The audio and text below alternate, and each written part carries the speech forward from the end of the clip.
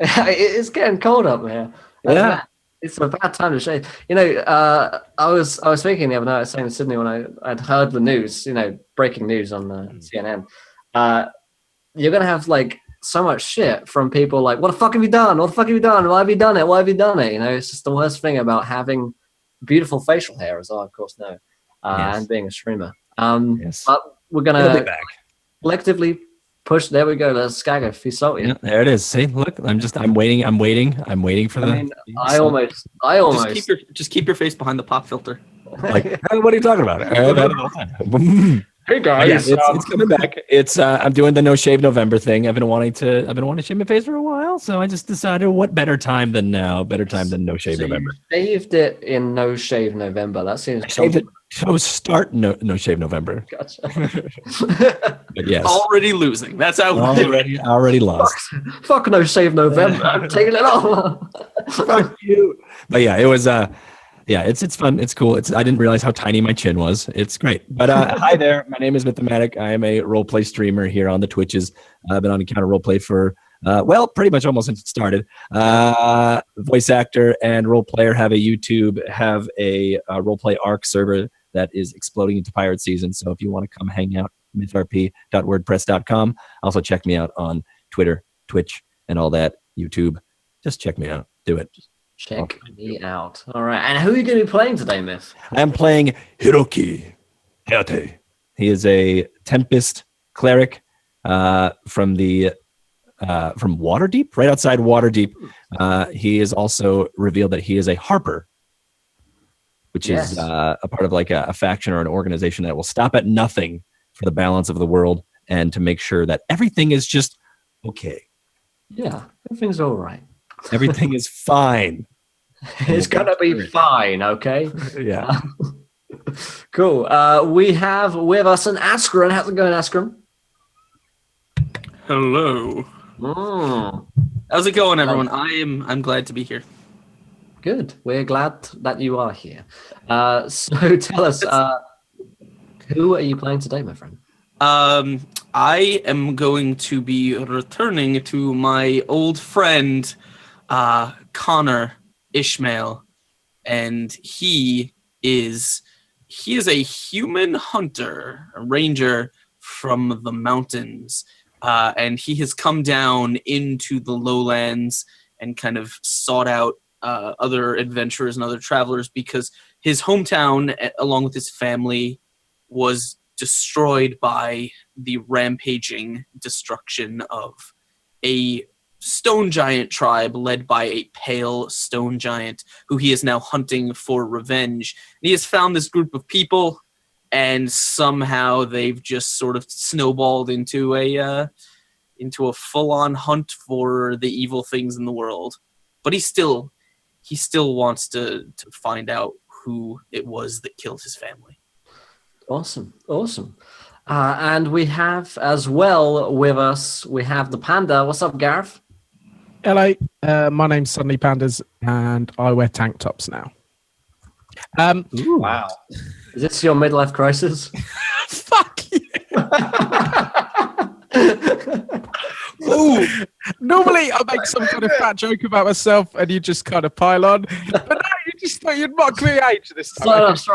At least I've got a full beard still, and it hides all of my chin, so I can't see how big and or small that they are. I am playing Birch, who is an Aarakocran monk. He was an Aarakocran, but he got his wings chopped off, which made him half a man. He was thrown out of his monastery for being gay. He kind of was bound on land. He met this group. He made friends with the dragon, who offered him some dragon wings. He now feels super happy. He's bound to a dragon lord, but he also has a baby called Perch, who is a female Aarakocran, who's a little tiny baby. And the only person he really trusts with it at the moment that's really proved himself is Morty. There we go. Got it. Passing the ball. Saved it, and I'll pass it to Boy. Revolver, right? Is that who we're passing the beanbag of fun to? Yeah, that's his character. Don't forget it, Will. I didn't forget it. I didn't desperately try and rip through my memory to get it. Hey guys, I've already done my intro, but I am Revolver C. Oh wait, hey, who let you go first? Fuck him. All right, go on to Mo. Yeah, go to Mo. All right, Mo. Everyone knows who I am, so I need no introduction. Mo, how are you doing, my friend? I am doing okay. I've been having a really wonderful day, better than I've ever expected. Wow. Believe me. So, you know, I'm from that day to here. Good luck. I'm gonna leave the story for after, like not after the stream, but right at the end. After dark, yeah. Actually. Like Jasmine, makes sense. So the reason why I'm wearing these horns is that I'm playing my character, Ifrin the Iffy, not Ifrin the Bard or Ifrin the Grand. It's Ifrin the Iffy, which is a bit now like the reputation has gone way too low. He is a cyan-haired, light gray skinned tiefling bard, and he came across the party just riding along, and he met everybody. He joined the party because he wanted to write an epic poem about the giant walkers, and I actually have a title that I've decided to name Giant Walking in Faerun. Nice. Cool. I like it. I'm legitimately gonna write the poem. Oh shit. Slight edit. You should name it Fae Run, Don't Walk. Kill me. So it seems like the moustache was the source of almost power, and now it's gone. Yeah, I have nothing now. Thank you to Fire Snake for the host. Thank you, man. Good to see you. So, wow, it's been a few weeks. You guys have no memory whatsoever of what happened previously, just like me, I assume. So let's try and recall what's going on. We did this in our prep session, so if you were here, some of this might sound familiar. So I am sorry if this is the same thing again for you guys. But basically, the long and short of it, you guys came into a town called Nightstone. You found out that the town had been attacked by cloud giants. They'd rained rocks down upon Nightstone and people had left. You found some of the refugees. You found a man called Baron, who is Hiroki's master within the Harpers. He told you there's going to be several giant attacks in several of these towns and villages, such as Goldenfields, Tribor, and Bryn Shander. You went to Goldenfields, you got people out of there. You followed a hill giant chieftain back named Chieftain Gur, who had a black dragon in her command and enslaved, you see. You freed the black dragon, you killed Chieftain Gur. The dragon was called Nocturnus. He had a cult. You freed him. He said, "Thanks for freeing me. You guys are pretty cool. You're my friends now." You then went with a cloud giant flying in his flying tower towards Bryn Shander. You didn't get there, actually. You ended up getting to Tribor. Along the way, some of you guys made a deal with the dragon cultists. Some of you guys didn't. You arrived at Tribor. Tribor had been burnt down to the ground by giants. And you then heard via Hiroki's master Baron that essentially there is a moot happening at Neverwinter. You went to Neverwinter, this moot where all of the cities and the Lord's Alliance, as they're known, were meeting to discuss the problem. You learned more about the problem that was happening with the giants, and you had a conversation with some very important people there. And then you guys decided the best thing to do was to head to Bryn Shander. Whilst at Limweek, you learned that a giant called Harshnag, who's a kin killer of other giants, is up in Bryn Shander, and primarily you want to speak with him. You're also going to kind of side quest that in Gauntlgrym, the old dwarven citadel deep underground, which has an old kind of unused city above ground. There is a key which had been stolen. That key was owned by paladins, the key basically controlled these ancient dragons. The lock still is dragons' cages, and if they were unleashed, bad things would happen. So you decided to go and get the key. There were some kraken cultists there, these guys that worship this ancient kraken creature. You killed them, you broke in, you took the key. At the same time, Hiroki kind of got involved in their organization. He has communication link with the Kraken itself, this ancient, incredibly powerful creature. We're not sure if he's on their side, if he's actually working for the Kraken people, or if he's on the party side. It's still up in the air.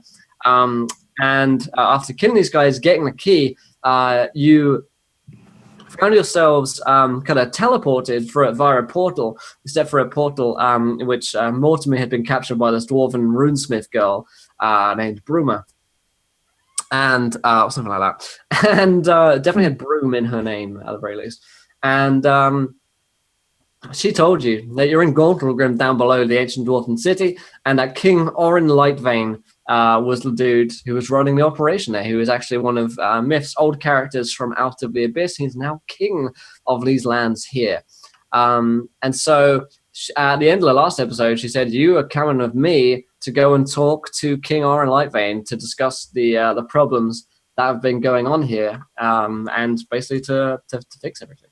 So I think that's where we're at. Is there anything that I forgot that you guys wanted to pick up and remind people of?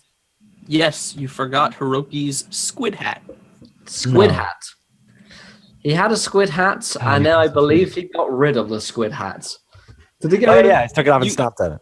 You can never really get rid of the squid hat. He did have a squid hat for some time. Squid hat. But I believe that you forgot that Aspen's character lost 3 levels. Remember that? Oh yeah, no, you're right. Yeah, and he's also named Salad, of course. Yes. Yeah, you also forgot to say that I'm your favorite. Yeah. You decided that in the last game. It was a viewer decision. Yeah, it really must have been. So, with Lee hopefully joining us in a little bit, before we dive into the adventure here of episode 7 of Storm King's Thunder, to remind you guys of a few ways that you can interact with our show tonight and get involved in the Dungeons and Dragons shenanigans. The first of which, we do have a few decisions already coming in for the followers earlier today, but when we hit 30 followers today, you guys are going to decide what happens next. So we are here 5 nights a week, 10 shows a week, 150 hours of D&D every single month. We've got a 12-hour sub Sunday coming up this Sunday, interview with Ed Greenwood coming along. We've got another 24-hour stream on the 26th. So a bunch of exciting things happening that will test my physical limits of playing Dungeons and Dragons. So if you want to see a man get broken down by playing D&D for far too long, join us. Also, if you haven't tweeted yet, at 20 retweets, you're going to get another viewer decision. These are events where you guys in the chat throw out some ideas to what happens next. We get them into a straw poll, and the most popular decision that is voted by you guys on it actually affects our game. So you could decide that these guys are suddenly teleported into the land of fire, and then they have to deal with that. And we have to role play out the situation and see how we can fit it into our story, basically. Also, you can donate to affect the game. You can give players nat 1s, nat 20s, wild magic surges. Far worse these days as well. You can give them pets, mounts, potions, and there's a whole list down below underneath donate if you want to support the show. Not what we end up doing here. You can also check out the Patreon as well. And speaking of which, thank you so much to Canomed Knight 1942 for subscribing. Thank you, sir. I salute you. One of the most gentlemanly of scholars, and I appreciate the Twitch Prime subscription, dude. Thank you. I only get one of those per month. Just raise a drink in the chat for the night. Thanks so much, dude. That's awesome. Also, we've got subscriber goals as well. I think we hit one more subscriber. We've had 3 subscribers today already. We're going to have another viewer this year. Maybe we've had 2 new ones. I don't even remember, but someone remembers. But yeah, that's us. Dive into it, and let's just rock and roll. So, Will? Anything else? Yeah. Earlier, I don't think you read my donation while you were doing the. What kind of donation? What the fuck? Yeah, it was right at the end. Don't worry, it's not benefiting me. Okay, no, I will go ahead and read it now. Sorry, I must have missed that. And just shout at me in the future. It was because I'm on this shitty laptop.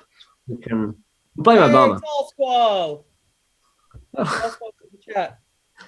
What's up, Tall Squall? How's it going, man?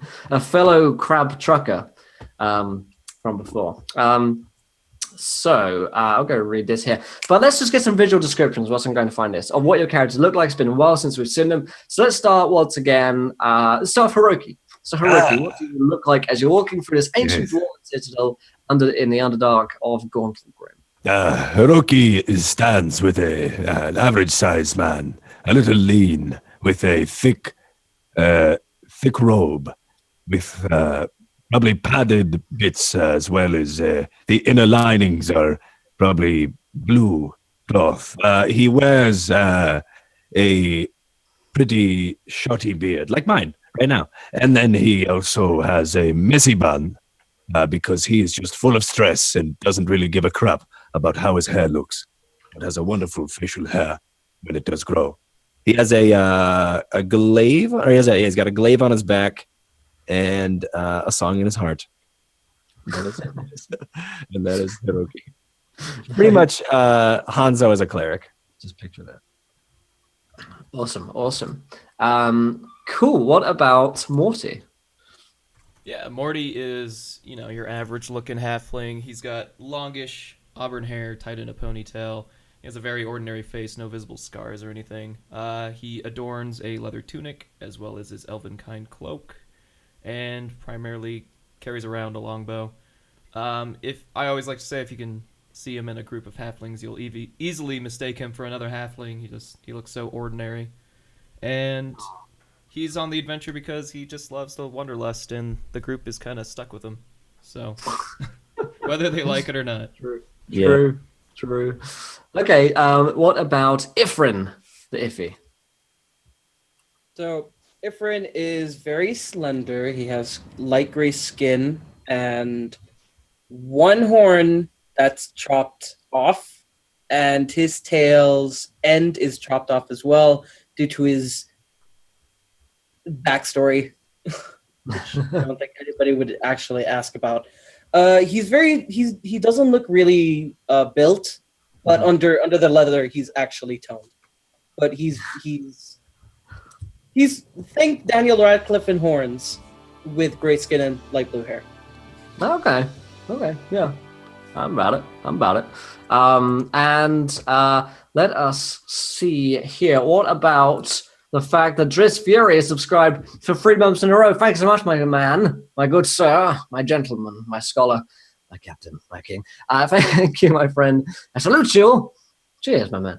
Cheers. In fact, Driss, you might be interested. Mr. Ed Green was coming on the show again on Sunday, and I'm going to be asking him the Driss question. So hope you guys are ready for that one. I certainly am not. Gareth, tell us, what do you look like, Birch? I do actually have a picture that Blackavar drew wonderfully. A wonderful piece of art that I'll bung in the chat now. But Birch is an Aarakocra, so he is an anthropomorphic. I fucking nailed that. What episode are we in?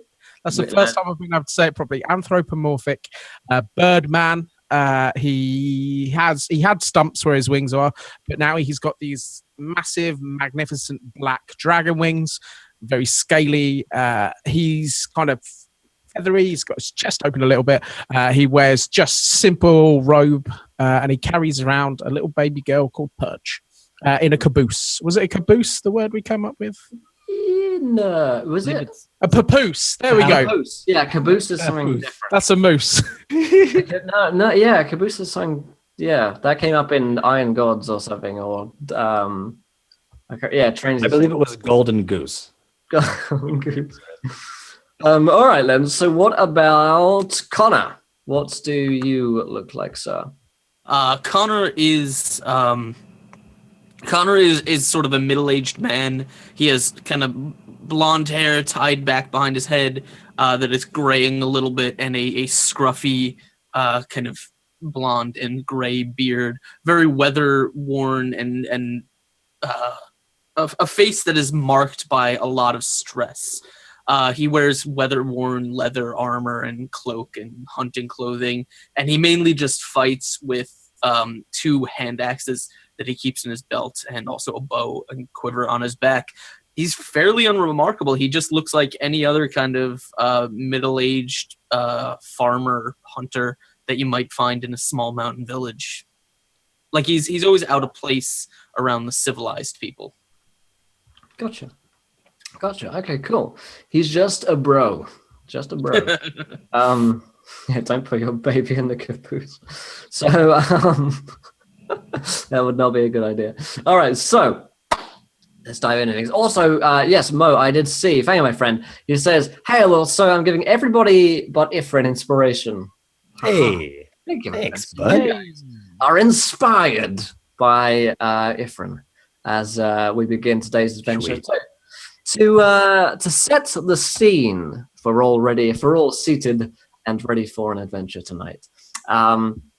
Then let's dive into it. So to set the scene, you guys are in Gauntlgrym. Now Gauntlgrym is this ancient dwarven citadel, which is been built here over thousands, probably tens of thousands of years. And it's been a case where I suppose dwarven architects and builders have built over other dwarven architects and builders. So you've got these huge kind of citadels, even though you're in a cave in the Underdark. The cave is kind of huge and been built out over the course of the centuries. You hear the kind of ringing of metal on metal and the sound of forges burning away, these huge bellows, which are at the core of the city of Gauntlgrym.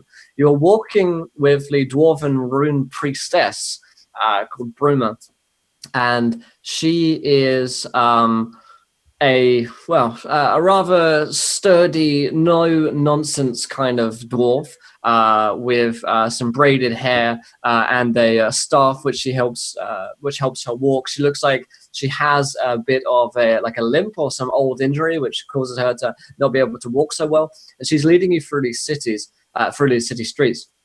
You guys haven't been here very long, so you've just gotten here basically. So you're newcomers, and you're not dwarves, and you're in the Underdark. So they are very unused to seeing you here. You're drawing a lot of attention, a lot of eyes as you're walking through the streets. Most of them more curious than unfriendly. It's not like these people kind of immediately look like they hate you. They just look kind of interested in why you're here. As you're passing by these streets, you hear conversations about the war with giants. It seems like there are squads of soldiers coming back from patrols, and then the kind of crying wives and families of those that haven't returned. And there are a lot of soldiers about in Gauntlgrym, but it seems like they probably have lost a lot of troops just by the size of the city and the amount which you're seeing. It seems like they would probably need more to defend themselves. So it looks like they've sustained fair amounts of casualties in this war. You're also used to seeing dwarves at least portrayed, or hearing dwarves as being, lovers of food and ale.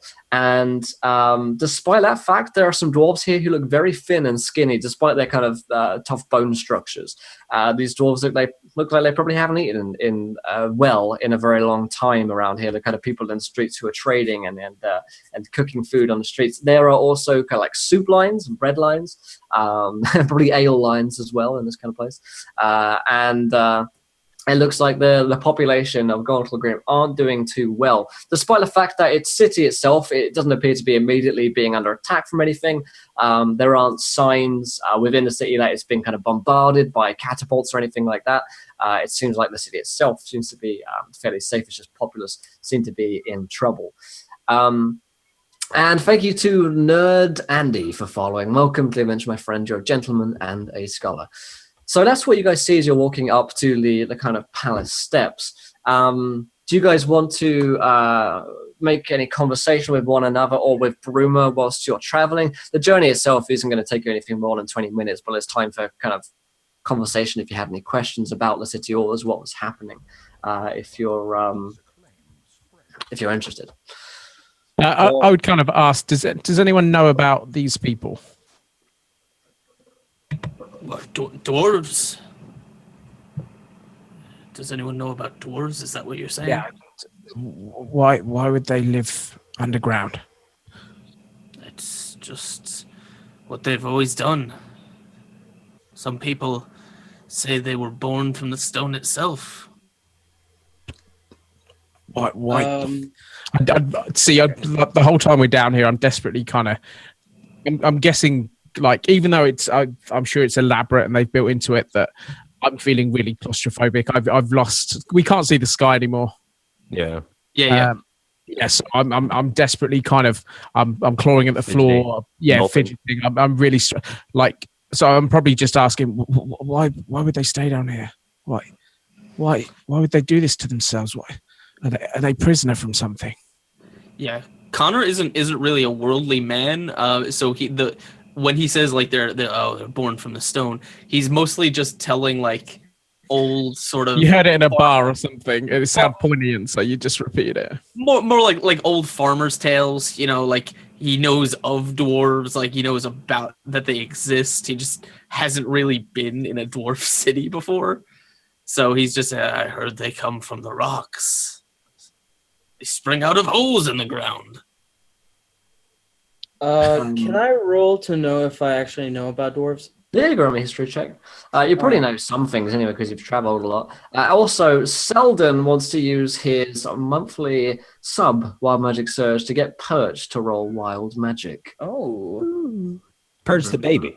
Purchase the baby, yeah. Who wants So, Perch, it's you can roll it for me. my daughter? I've got to roll. Yes. Okay. If you hurt my daughter, I'm coming for you. Probably there should probably be a limit about how much chat Are can you fuck up kidding the me? whole baby. Nah.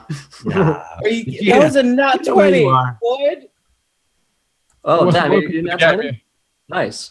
All right, so you roll that, Gareth. If you could look that up for me as well, that'd be great. So, Ifrin, you know quite a fair amount about these people, actually. You know that the dwarves of Gauntlgrym over the past few decades have kind of prospered underneath King Orin Lightfane, who is a king currently, and he has a daughter as well, who is also influential in the area of Gauntlgrym. They are currently at war with stone giants who are underneath the Underdark with them and kind of battling alongside them. Well, not alongside them, against them. And so that's their current war effort, which has been going on for maybe the past few months that you've probably heard word of. Maybe in Neverwinter, that's where you picked that up.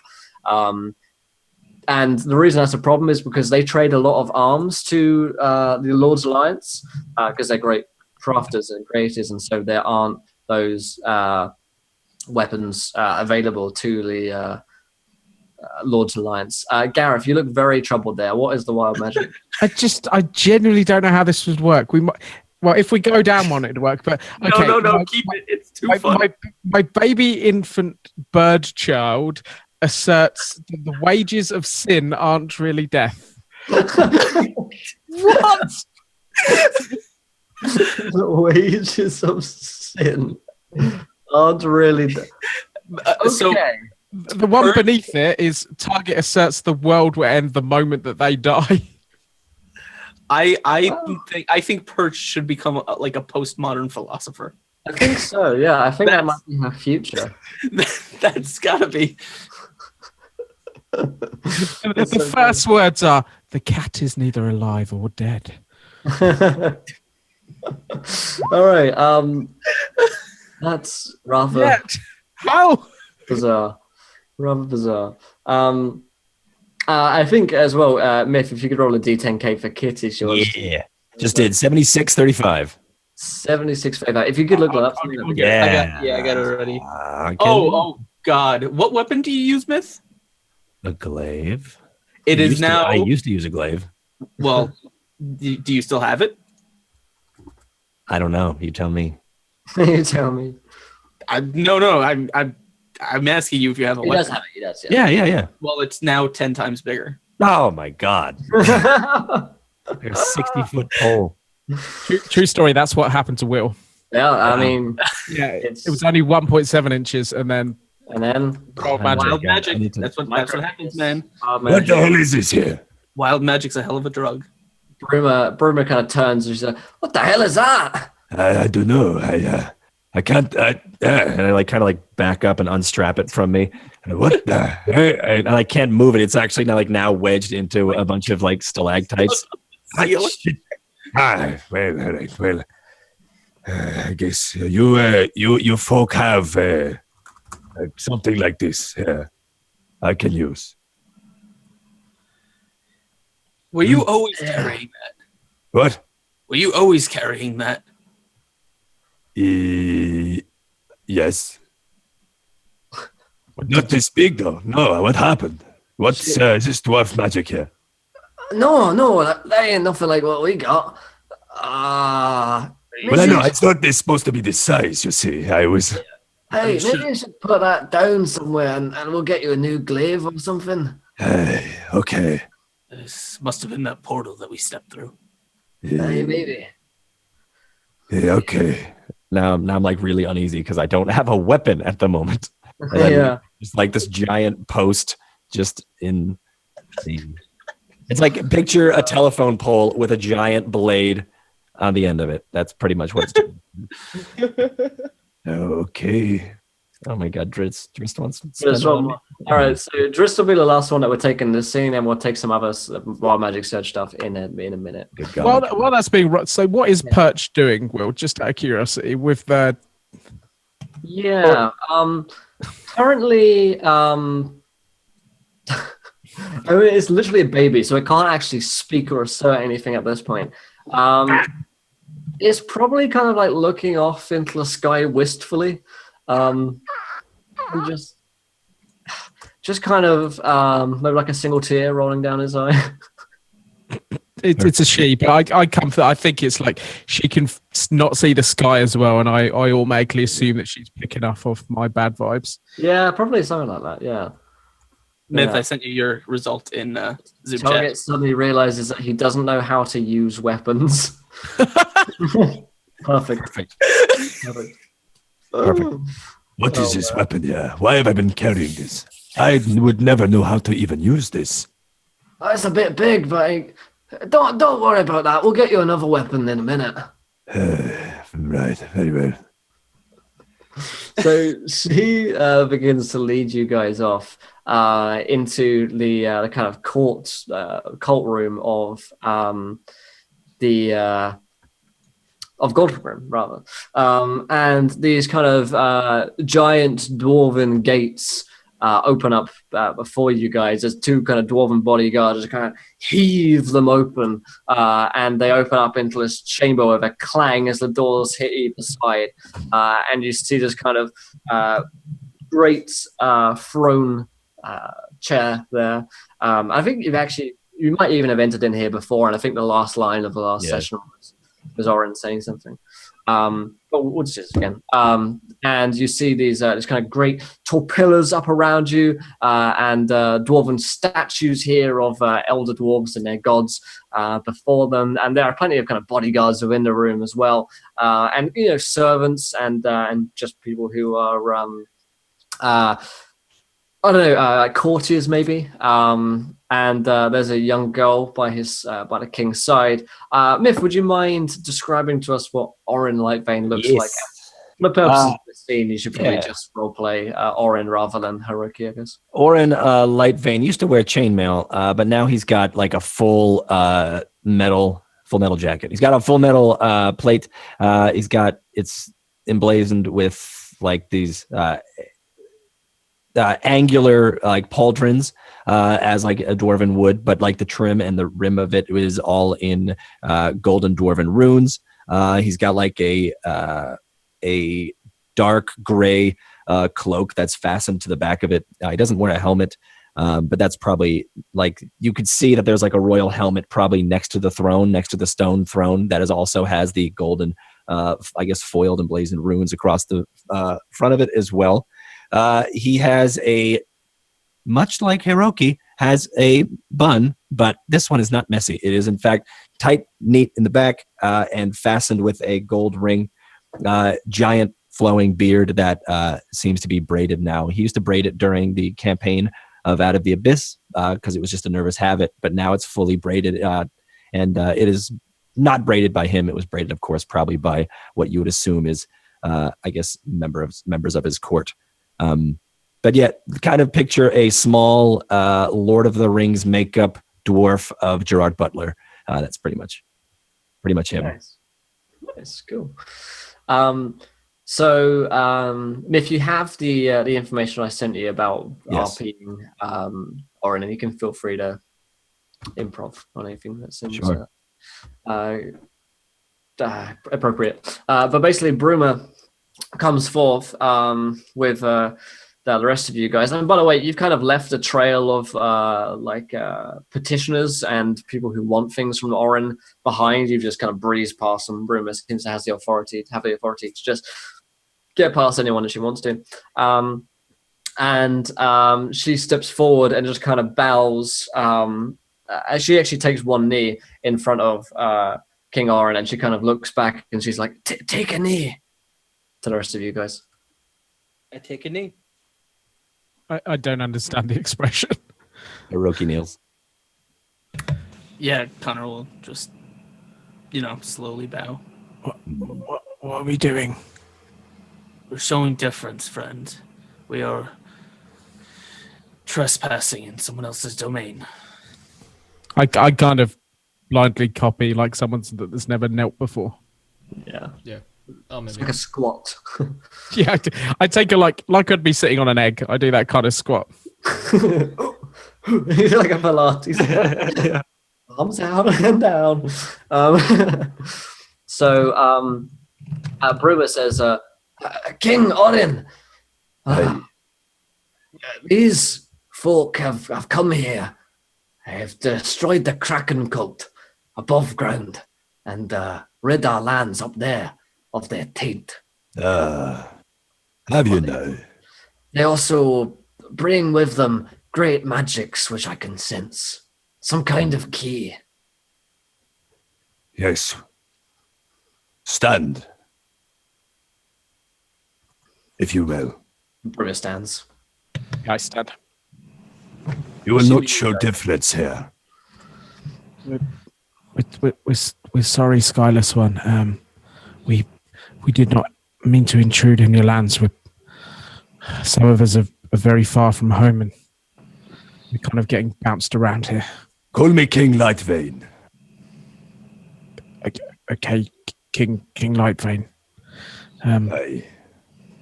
Are these your lands? These are. You're not a prisoner here. Why would I be prisoner in my own lands? Why would you? You live so deep where the sun can't touch. Can I just put my hand on Birch's shoulder and I say, "You have to excuse him. He is new to such places." Have you not seen what we have here? What we have fortified down here. Have you not seen what's up there? What you're missing? I've been up there before, and all I saw was hate. I've made a pact with your people before, and all I saw was... My people. No, not your people, but those who walk among you there. And it worked before, and I'm hoping it'll work again. Our apologies, King. We come with a mission from the Lord Neverember himself. Do you know of this? I know not of your... Damn, I'm going into Hiroki. I know not of your mission. But I do know what we have here.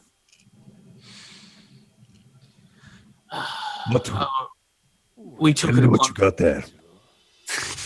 We took it upon ourselves to rescue a stolen object, to make sure that the dragons, the dangerous ones, were not set free by the giants.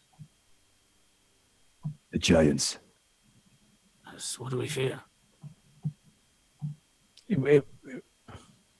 Right. I think it was the cult tried to set them free, not the giants. Well, we thank you for getting rid of that cult above us there. But you mentioned giants, do you? Yes, we know you are no friend of them, and I assume you also know of their movements recently. I do. I knew it too well. Look here. Sorry. Look here. To my court. Check out how they have not eaten. Look here. What's the fuck? What is my daughter's name? Mithrila. Look here at her here. Yes. We have not eaten quite some time. I know too well about these stone giants here. They've been harassing our ranks. They have been intruding into our fortifications. They have been crumbling our avalanches. Do you know of who leads them? What their goal is? Do they just cause mischief? Are they after something here? Hey, a tall walker of white. White is the clouds. They call him the Pale Giant. It's a clever name. They've been following him for a while. We see him at every one of our ranks, every one of our broken defenses. He's been there. They call out, "For the Pale One." They cry. That was a good impression. Thank you. I do voices on my spare time.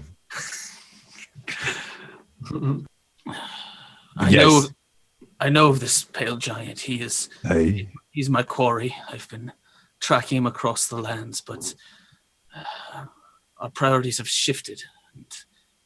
And how's that fared for you? Have you tracked him here, it seems? It seems like I've ended up on his trail. Allow me to... Well, don't let me overstep. You let your people starve while you hide here? Our supplies have been cut off. We're not hiding. This is where we are. You speak of the sky as if it's your heaven, but in fact you fly away to the clouds when you don't want anything like a flock of birds. I've seen your kind before, alien as they are to me. We pick our fights. We use our skills to our advantage. We don't pick bury at the our head dead. in the sand. You pick at things that have already fought for you, and you pick at their bones, and that's where you find your food. But we do down here, us dwarves, unlike you, whatever you are.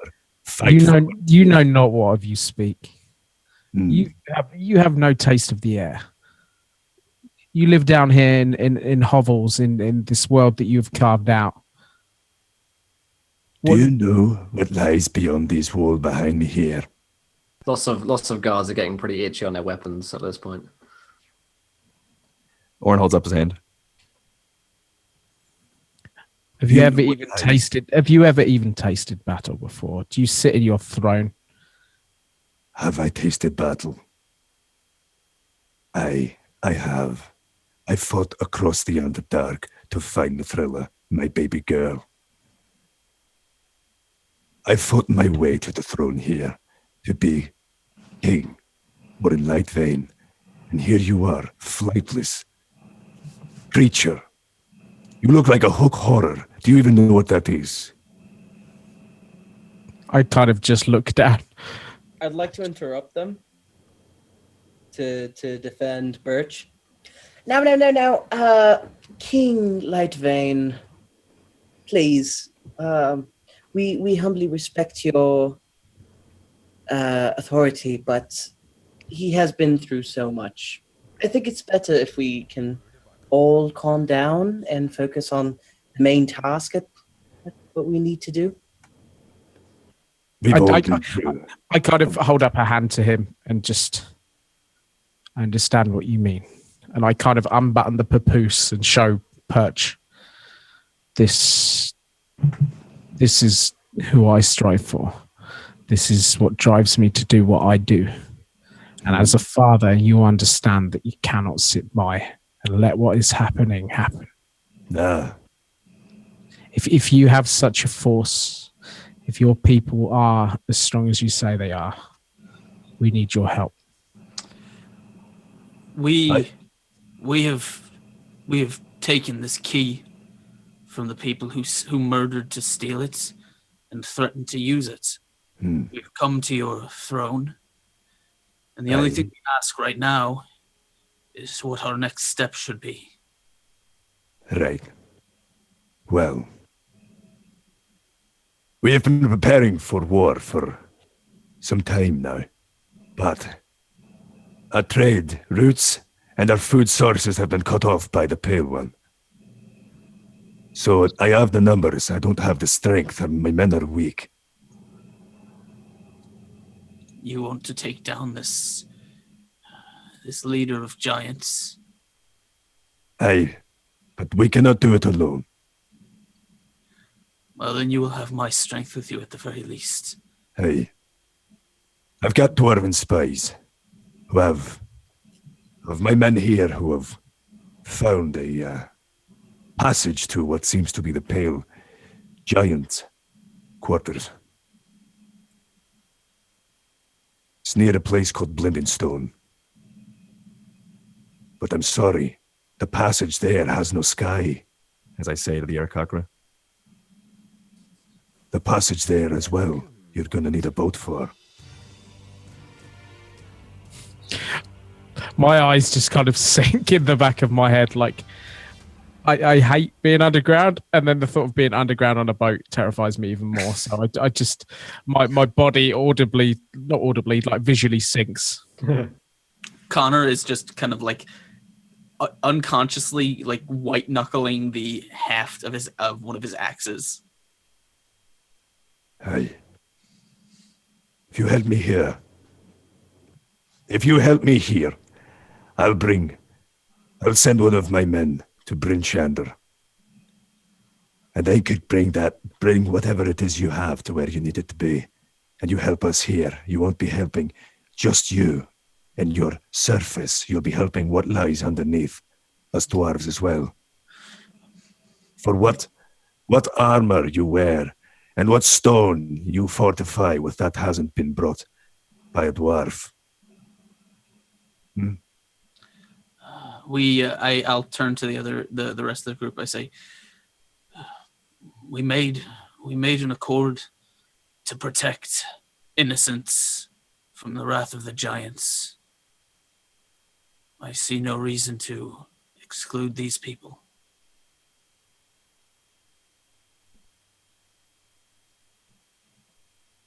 In return, we wish you to use any spies, any contacts you have above ground. We look for a giant called Harshnag. They call him the King Killer. We wish to make contact and find where he is. If you can just get some eyes out there for us, we'd appreciate it. Hey, I could do that. I kind of just nod. We will be here, building our forces for you to come back. Aye? Brima kind of turns and says, the way is very dangerous, you know. The tunnel there, right, Blingdenstone, has got some creatures dormant inside that you don't want to wake up. Hey. Careful, travelers. We had a couple of men who went mad. We had to do right by letting them rest their mind as well as their physical body. They rest now within the stones at your feet, in a more safe, relaxing state than they were with their mad mind. Be careful in the fathoms of the dark. And of course, even getting to Blingdenstone ain't going to be easy. It's a day's travel. In deep, deep dark. We need a way to make light. My eyes won't work down here. Do you have an alchemist, an artificer, or anything? I myself can make you a lantern that won't go out, but problem is, with this magic, if you turn it off to avoid being seen, you can't turn it back on again. What? What's that? She's explaining this kind of like ever burning lamp that she has. Sweet. Basically, like it burns forever, but if you turn it off, the magic is kind of cut off from it. So she says, "I can give you some of those, but just know that there are many creatures here in the deep dark that will be drawn to light." Let they be drawn to their death then. She kind of like raises her eyebrows and looks at Orin like, this guy's crazy. One so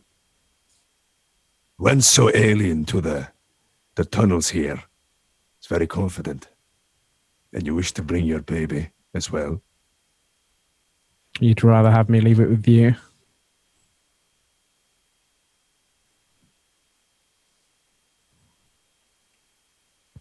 I don't know. This is a hard question. Would Orin say yes? He has lost children in there. Yeah, that's kind of what I'm hitting at. Brimmer says, "I could take care of the child if you wanted me to." Perch stays. Dangerous there. I'm sure Perch wouldn't want to leave my side either. Does Perch have any philosophy on the subject? Perch is thinking about the fucking existential, like. Yeah, I was gonna say. Judge me not by the wages of my soul, Father. It's like fucking quoting Shakespeare.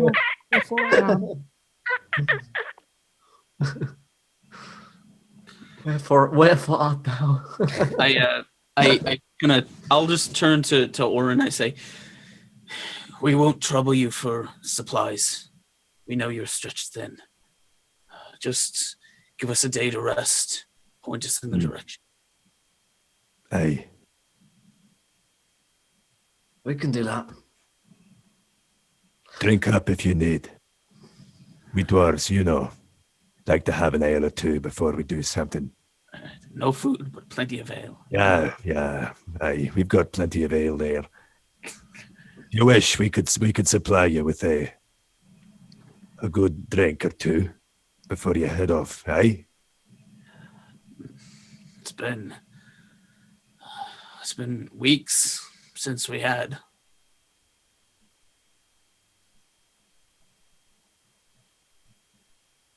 Drink? Aye. The rest, no one else seems particularly interested. Why do you not want to drink? Strongly speaking. I just kind of shake my head. Just get me somewhere quiet away from this incessant banging. I could go for a drink or two. That's the spirit. So I remember that last time I got Mortimer's boots. So I would like to ask the king if he has any extra boots to spare. Just like normal boots, normal shoes. Boots? We've got boots, I just don't know they'll be able to fit you there. I don't think your feet are as stout as ours here. And they're like, in Gauntlgrym, if we've got two things, it's ale and boots. Yeah. Whole caverns of them. Go into the boot cavern. It's all right. I could try to fashion you something, or we could get someone to, and he snaps to one of his guys, but I don't think we could get one within the day or two in your size there. He says, "Master, I can make boots within a second." Fine, do it. Like, you may. I hold the world record. He's like, I just made him. He just starts undoing his laces really quickly. He's like, shit, I lied. And then he runs off. How to make boots? Someone tell me how to make boots. He's like, how the fuck do I make boots? Why did I promise this? What the fuck is a boot? I can only make shoes. Fuck it. In fact, one in every 4 doors is a shoemaker. That's true. It's like He runs Project off and Runway for dwarves. like, Clive, you're a doctor. Why did you say that? Damn it, Orin. I'm a doctor, not a shoemaker. God damn it, Clyde.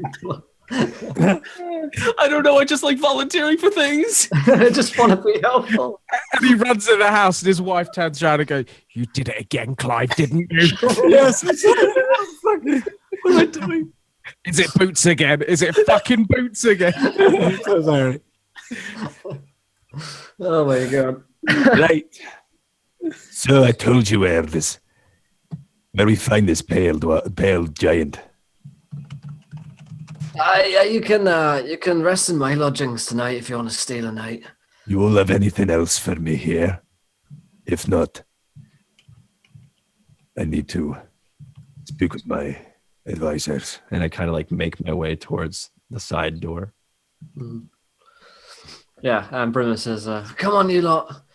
Let's go find your lodgings." And then she bows once again very deeply towards King Lightbane. Motions for you guys. I turns around quickly. Anything else here?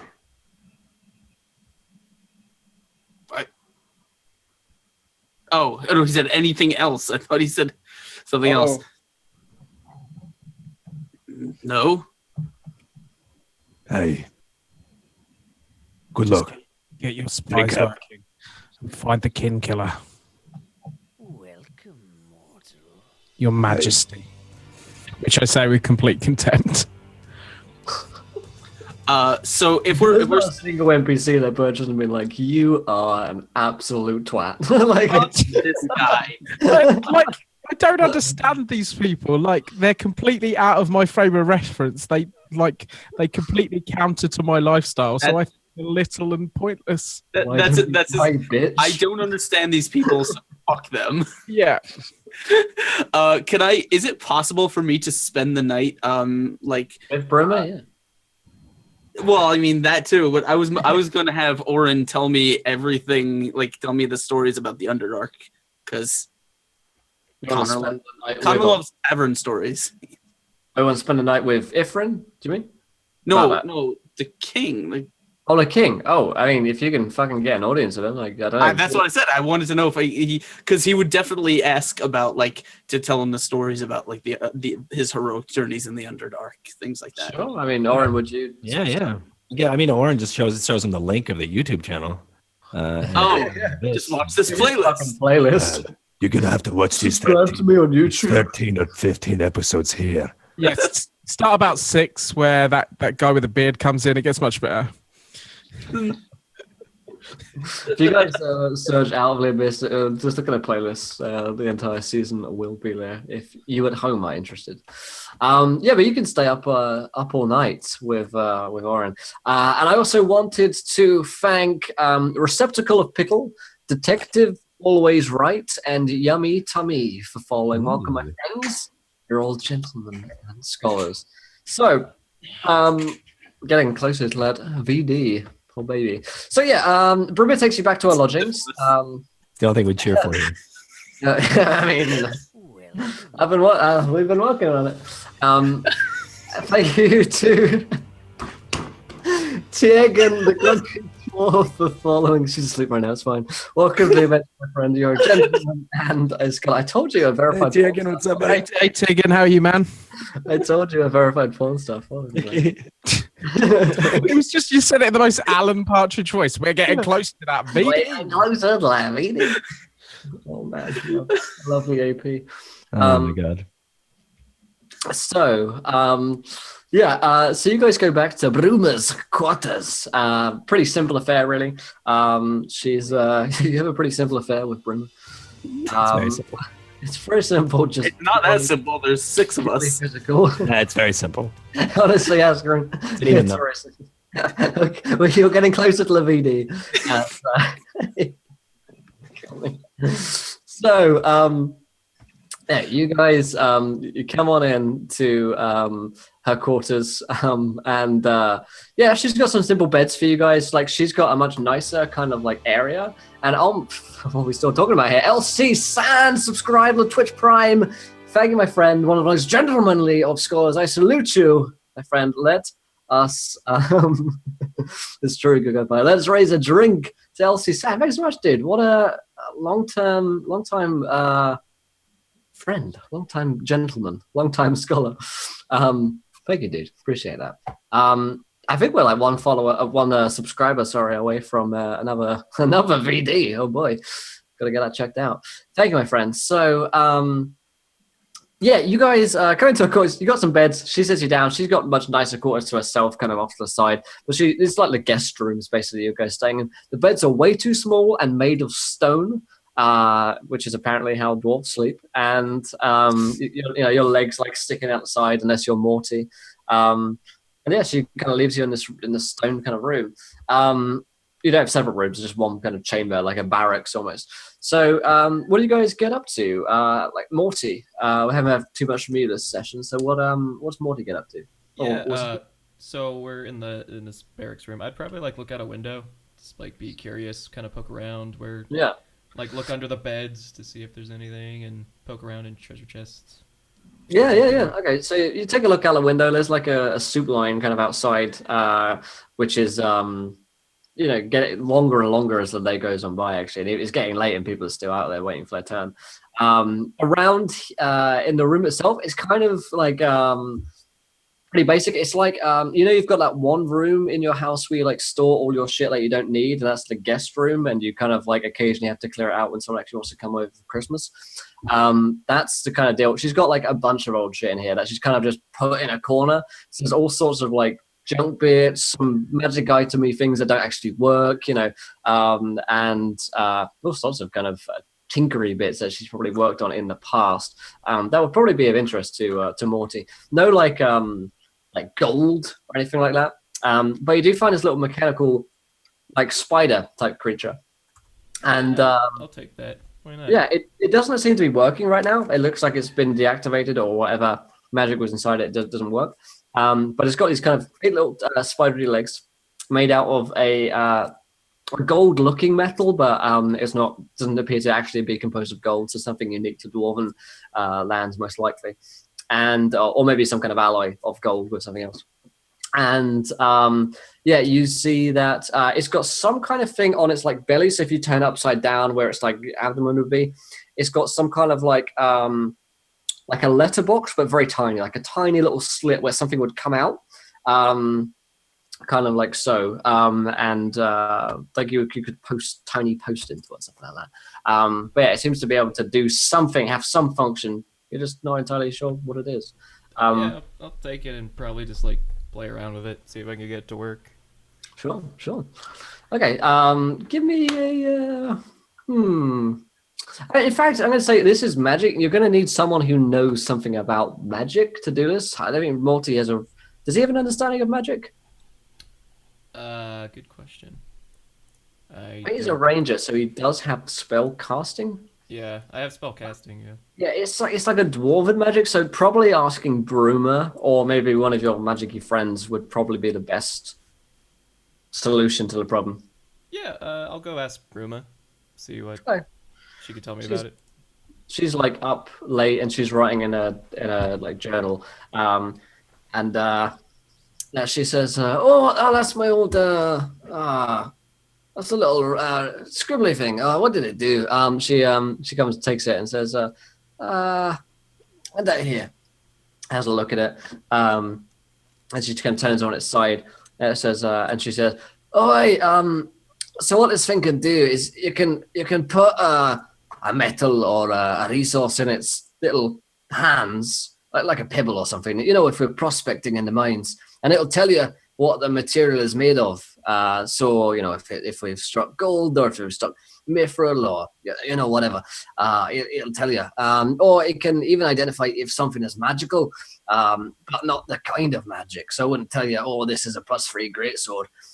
It would just say it's just it's some kind of magic sword thing, I'll see if I can turn it on for you. And she basically kind of sparks some magic on her fingers and like presses it onto the abdomen, and a little creature starts kind of whirring like so. I'll kind of get like big-eyed and like kind of like excited kid, like, whoa, wow, that's really cool. It's not bad. It's not bad. It's an old prototype. We've got the official models out now, of course, but you can keep this one. I don't need it. Really? Awesome. Thank you. Yeah. Broom. Brush. Bruma. Bruma, yeah. Hey.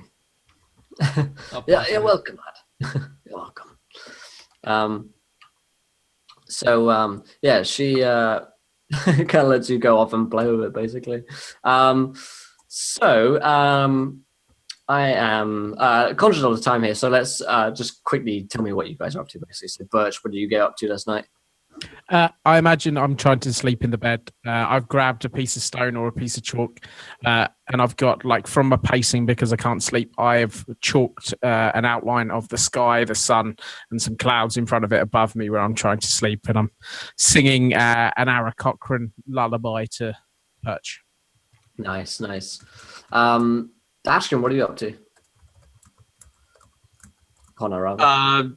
Like I said, I will probably spend the evening just listening to Orin recount tales of the Underdark, and mostly about the places that he thinks we're gonna like travel to, because he mentioned Blingdenstone, I think, and he mentioned the Dark Lake, and he mentioned the paths there. So yeah, okay, cool. And what about Ifrin? What does Ifrin get up to tonight? So, is Mortimer still in the barracks after he came back from Brumir? Is that her name? Or yeah, Bruma, yeah. He's back at the barracks, I'd imagine.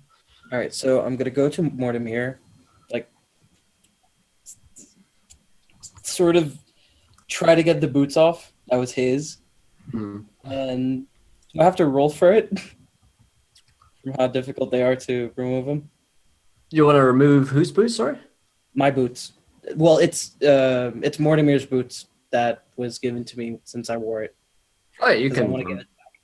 You can remove the boots. I mean, they're really tight.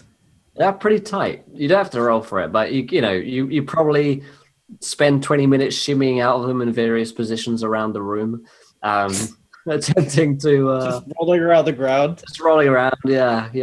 Eventually, you kind of like pop them off, and you can put this. Clive comes back, Clive the dwarf, and he's like, I've got some boots. Thank you. May I try them on? You're like, he's like, yeah, I've got to go now, so, and bye, and he like runs off, and he like drops his tiny little booties at the floor. Oh no. Yeah. Right, so I like dwarven booties. Boots. Are they tight or are they okay? They're tight as can be. Are they tighter than Mortimer's boots? Yeah, probably about as tight. Dwarves probably got like slightly bigger feet than halflings, so yeah, I'd say they're a bit bigger. More comfortable. You should have asked for hobbit-sized shoes, man. Yeah, man. Yeah, that would have worked. So I'm gonna hand the boots back to Mortimer and say thank you. It was really hard to actually walk around these. You needed them more than I do, but you do I know that he was charmed by the pixies? Yeah, I think it was obviously it was charmed, yeah. You needed these boots more than I do. It was when you were charmed, but oh, thanks. And I'll kind of send my little spider, like, go get it, little guy. Come on, bring the boot over. And kind of watch him. Yeah, he like. So the little spider goes onto it. And thank you to Sarain for following. Welcome to the adventure, my friend. You're a gentleman and a scholar.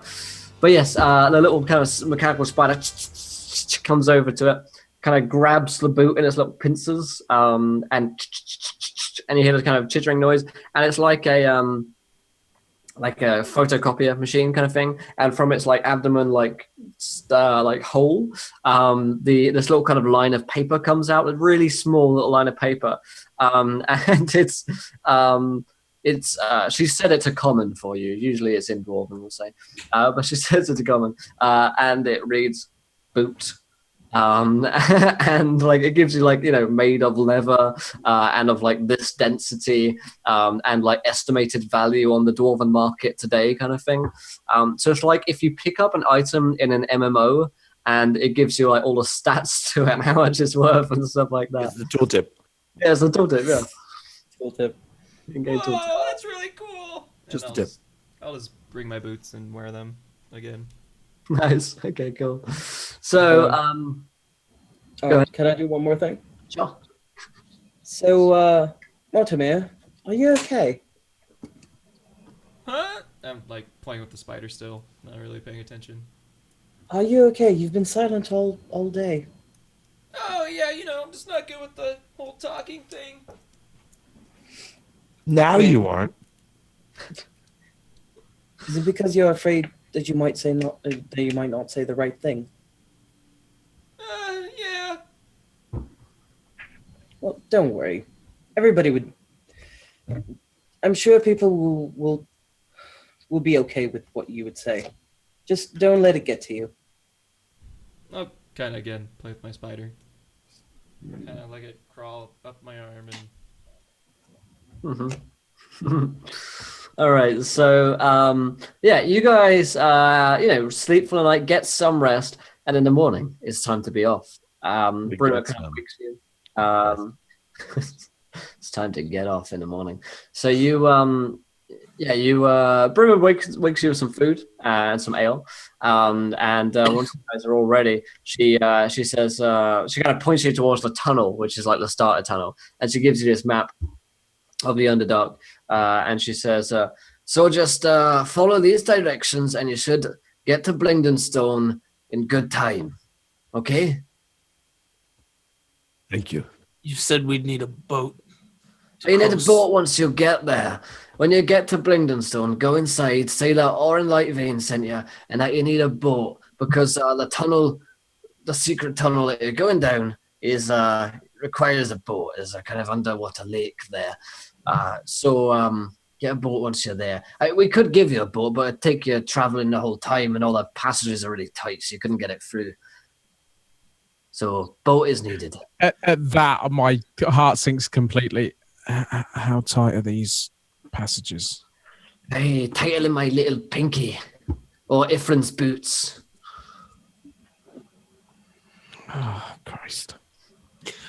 So because of the talk, the stories that I listen to, probably questions now I because I've read the Abyss, know a little bit about the area around Blingdenstone and, you know, the people in there and stuff. So it's okay to assume that Connor is probably like understands where they're going and who they should expect to meet and this and that. I mean, we're set several years in the future, so the same people who were in charge of expecting to meet probably aren't necessarily still in the same position, because I mean, we changed rulers from Gauntlgrym, so it's safe to assume with a not exactly who, but the people, the kind culture of you're looking for. Yeah, you know what they look like, you know, kind of things that would mark their territory, kind of thing. Yeah. Okay.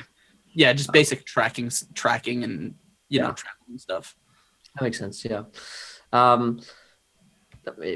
Okay, cool. So, yeah, basically, she sets you off in a tunnel, and your days travel on you're like the fast track to Success.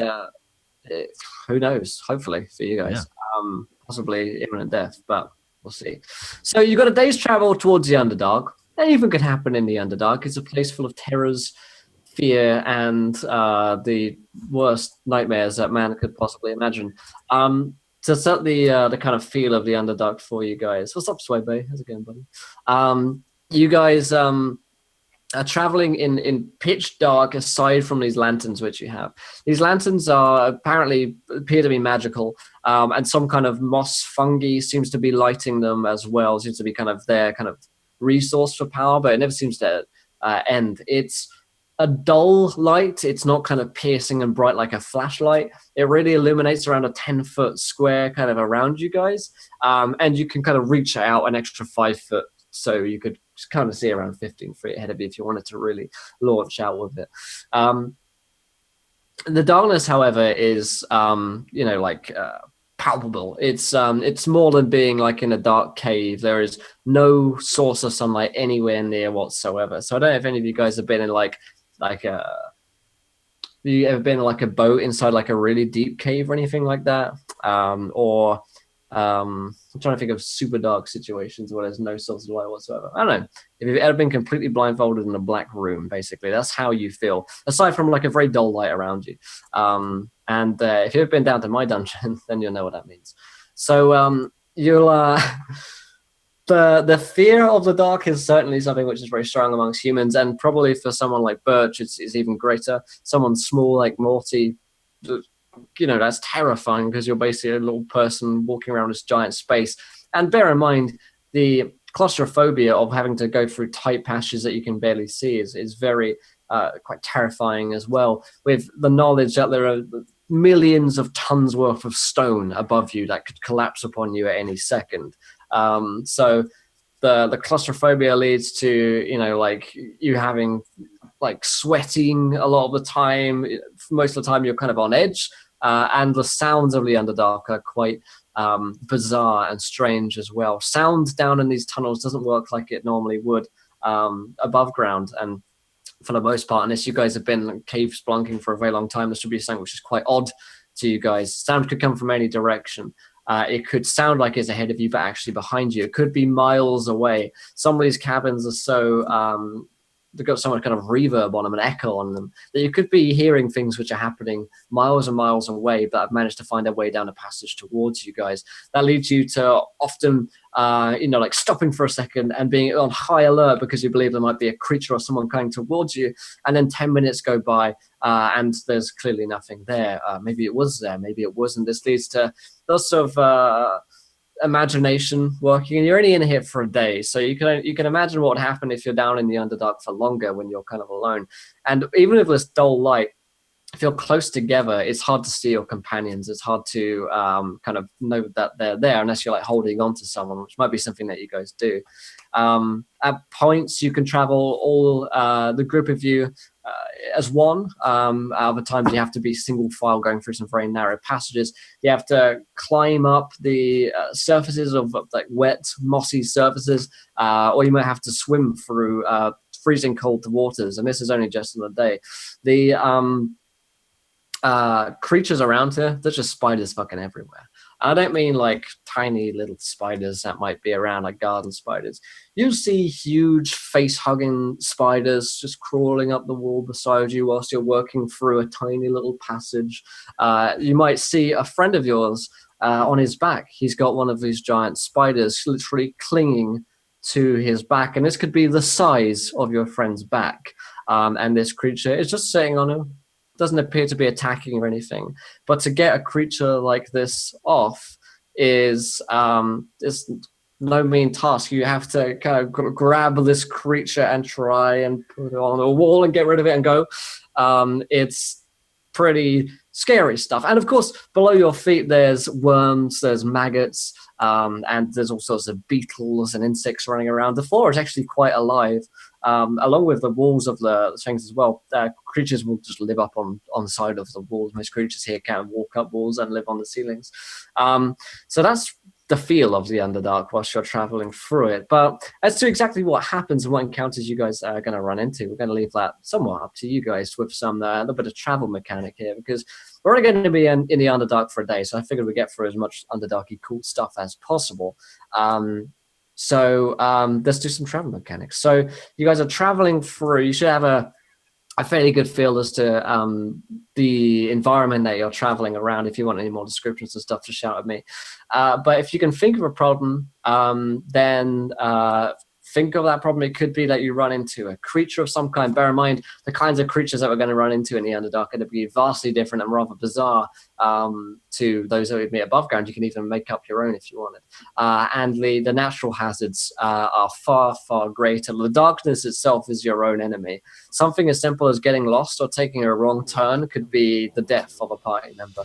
So maybe if one of you gets lost, or you just lose the way which you're going, the whole group of you could get lost, and that could be the end of somewhere, or certainly a very difficult situation. And of course, you've got these fungi and these moss. You have plenty of food for the day, but sometimes you have to move past large patches of moss. They could be poisonous, they could have spores, they could knock you out, they could send you insane, and there's just kind of limitless opportunities for terrible things to happen in the Underdark, and of course good things as well. There are traders along these routes that you're near dwarfs, you're near gnomes, the Sveniblen. So there's opportunities for not just terrible things. So go wild, basically. There's plenty of awesome encounters that we could have in the Underdark. And thank you to Opord for following. Welcome to the adventure, my friend. You're a gentleman and a scholar. So let's start with Hiroki. So Hiroki, you're traveling. All right, so we are in the Underdark. We've been traveling for a couple days now, a couple hours now, and there is a cavern ahead of us, a dark cavern. We could see just on the other edge that there is some sort of plank or some sort of long piece of wood, which is out of place. It means someone probably brought it here for the very reason of crossing this cavern, but it's on the other side. So there's no way we could get across jumping. We'd probably fall and die. But we'd probably, whoever got like the highest perception, probably Connor or maybe even, I don't know, any of you guys, probably notice that there is a like an alcove right above this cavern here that does span across. But the only thing is it's a nest now of spiders. There's a constant, like kind of like imagine Mission Impossible, a ton of laser security, but they're all webs. And now Hiroki is confident that he can get through it, and he could crawl through this cavern of webs and spiders because he doesn't have this thing on his back anymore. It doesn't weigh him down, but he does for a moment, like with his religion and his style of combat is very flow esque, like water. So he starts to pray and he starts to move and like never stop moving and keeping the momentum going, and then he just goes and crawls and never stops moving. Doesn't like do like a jittery like a cat would prance, but like very much like he's crawling very fluid-esque through the through these cobweb strands and stuff. You're doing the Ocean's 12. Yeah, I was gonna say that it's the thing just through the lasers. Yeah, exactly. And yeah, he's doing like this very like flowing acrobatics. And yeah, with that, I'm gonna do an acrobatics check and try to get through and then push this plank or slide this plank across so people can get that Hanzo mechanics exactly, and try to get the plank across so people can walk across. And nice for the best. Cool, giving that roll. We got a 21. 21 is damn good. So, you begin to. I'm listening to the song from that, by the way. It's so good from the Oceans. You begin to kind of work and kind of weave your way through these webs. You kind of look above you and you see these kind of like big spiders who are just kind of dormant, but they're all attached to the web. So if you were to touch a single one, they're staring at me, but they're waiting for they're waiting for instinct to the tugging of the web to actually attack. Yeah, exactly. Yeah, and they kind of watch you as you go in, and you just kind of like take the kind of plank out and then like slowly bring it out and toss it over the other side, and the spiders don't seem to move as they're kind of like almost like entranced by you, and like they really want to eat you, but they're like, but instinct hasn't told them to attack you. Hasn't told them to do it yet. And so you get the plank over to the other side. And very quickly, you guys can kind of scurry over to the other side and through this cavern.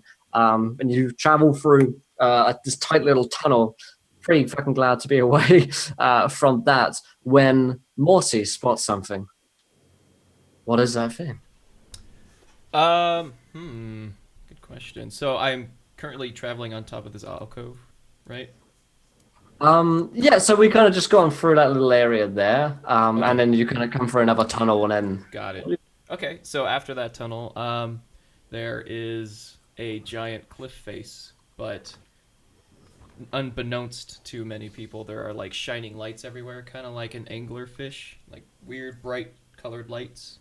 And the party needs to either decide whether or not to climb the wall, or with a perception check, there is actually a small alcove where people can crawl through. Morty could walk through it and see where that leads. It does look like that there's another alcove similar onto the top of that cliff face. All right, yeah, I like that. So, yeah, roll me a perception check to see what you see. What do your halfling eyes see, Morty? What do you have? I see. Yeah, not much. Just I don't know, man. 19.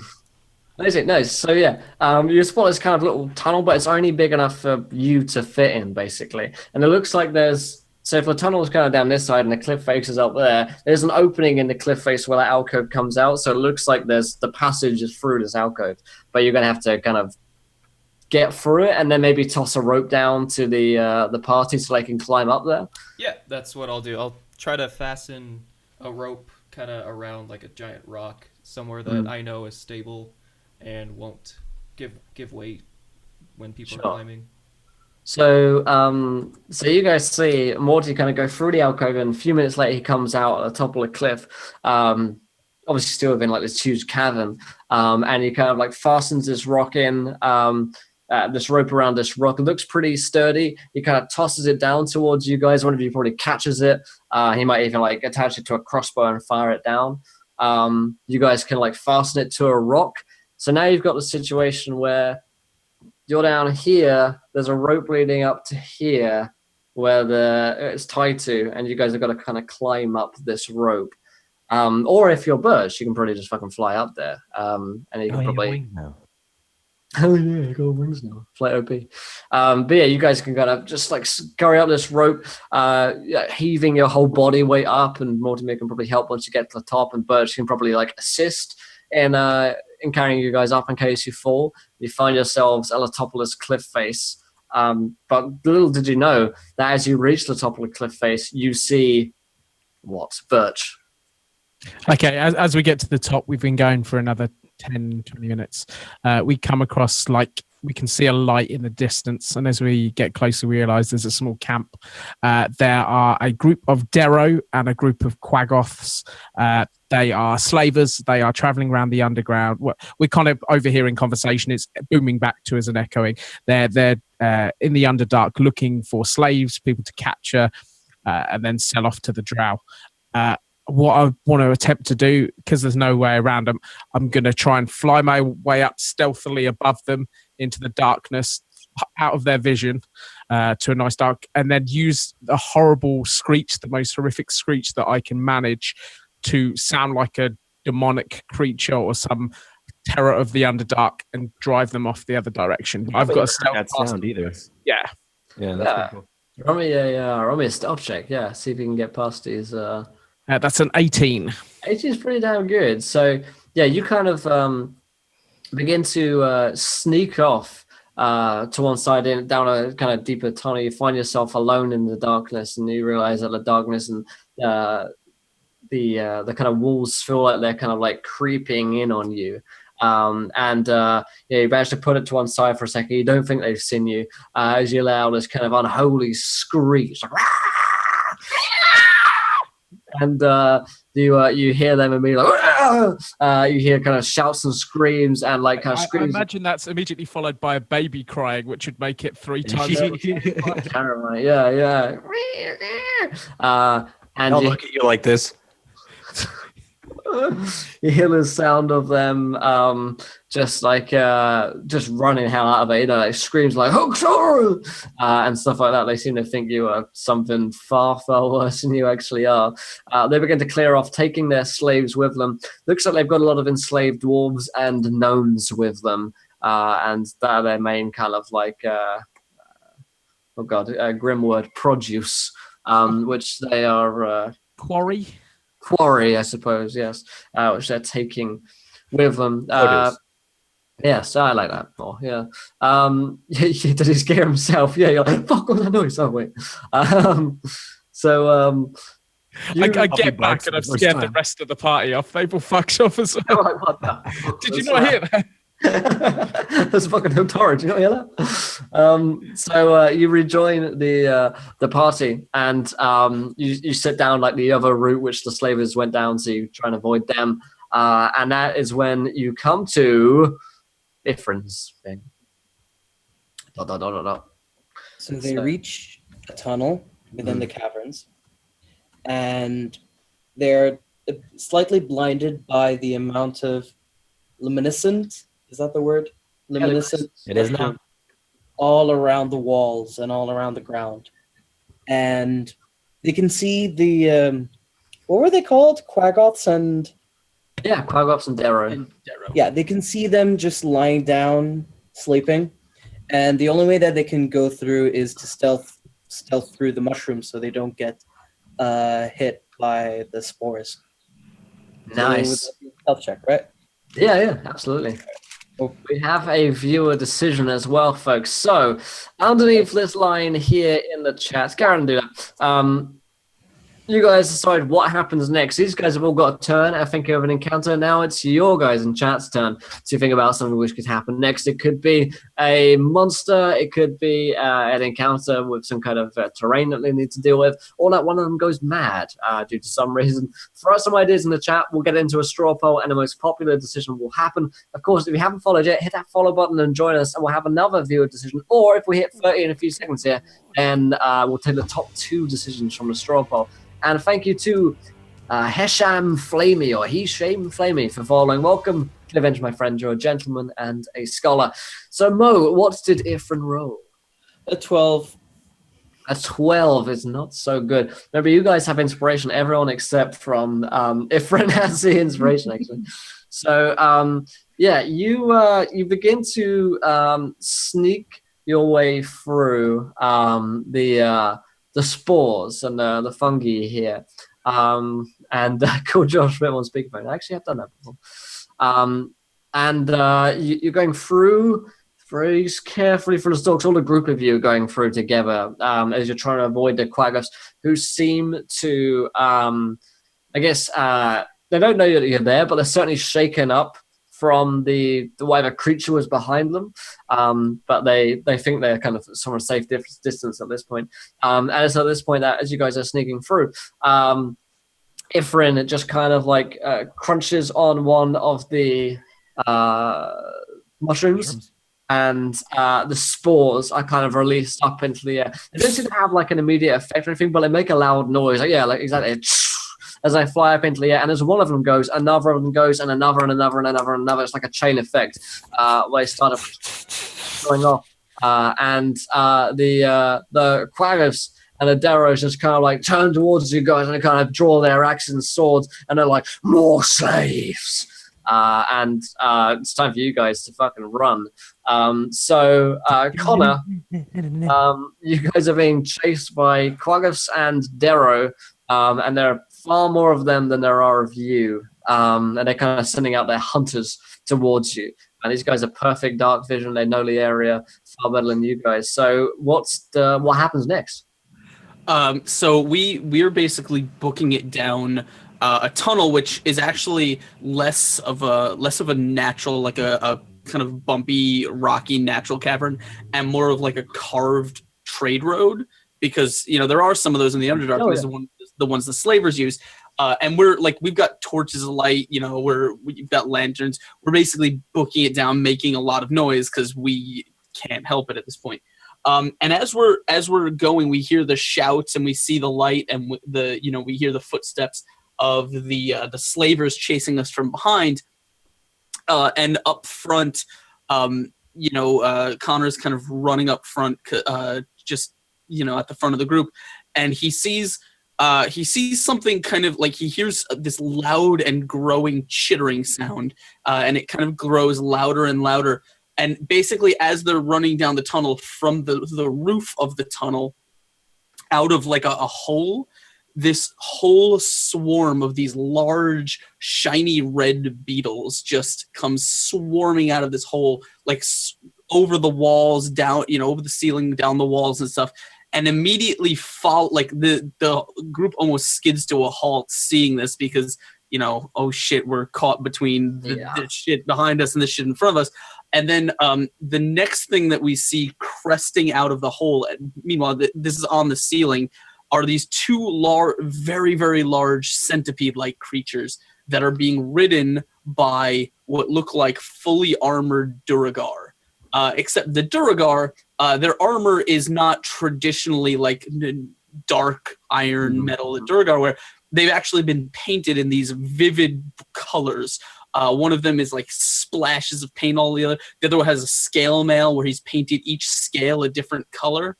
And as they're riding by, like they're riding towards us, one of them is going to shout, and he's going to basically ask if the group look cute.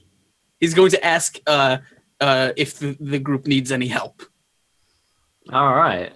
So one of them kind of like turns back to look at you guys. You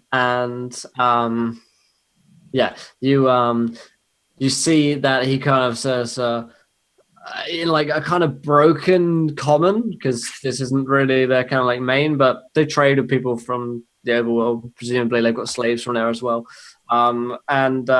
He says, help me. Yes, we're running. Are you friendly? I don't know why I went Scottish for that. Friendly? Are you friendly? Have you got boots? He says. I'm waving my boots in the air. Quick, Mayday! He's like. Wait, he's throwing his boots in the air. It's help. It's a word that means war. No one told you this, but in the Off Underdark, with the boots, everyone! boots are like towels in the Underdark. Yeah. All right, done bathing. Get me my boots. They can take our freedom, but they'll never take our boots. You can take a man's life. You can take a man's home, but you will never take a man's boots. You see him say, "Friend," and kind of like extend kind of hands towards you in like a non-aggressive gesture. I will reach my hand out, and then while it's still out, I will turn and point behind us, and then hopefully I will try and use some sort of ability to persuade him to maybe use his beetles to attack the slavers in some way, or convince him to help us in whatever way he can. Sure. So he kind of looks at them and his kind of eyes widen, and he shouts something in a language which you don't understand towards the Beetles, you see that the Beetles just begin he shouts, "Ringo, you can't drum." Ringo, you twat. The Beatles from Liverpool. They're the Beatles. We're bigger than Jesus. And they charge in towards. There's a great Harry and Paul sketch where the Beatles say that they're bigger than cheeses, and this is how sketch. That's hilarious. But yeah, the Beatles begin to charge in towards the slavers, and immediately there's like a battle going on. He kind of turns towards you guys and he says, "Quick, come with us." Yes, lead on. We need to get to what the hell? Blingdenstone. Just near. And he kind of begins to kind of head off with his party alongside yourself towards presumably Blingdenstone. You certainly hope so, anyway. Or whatever. Or whatever. We're trying to go to Blingdenstone or whatever. Whatever is this way. Come. And we wouldn't know the difference, honestly. It's true, you have no fucking clue. So, let's check this straw poll here. Do we have any winners? We've got top 2 apparently. Let's see. We have a pull ahead winner. Oh boy. Oh, boy.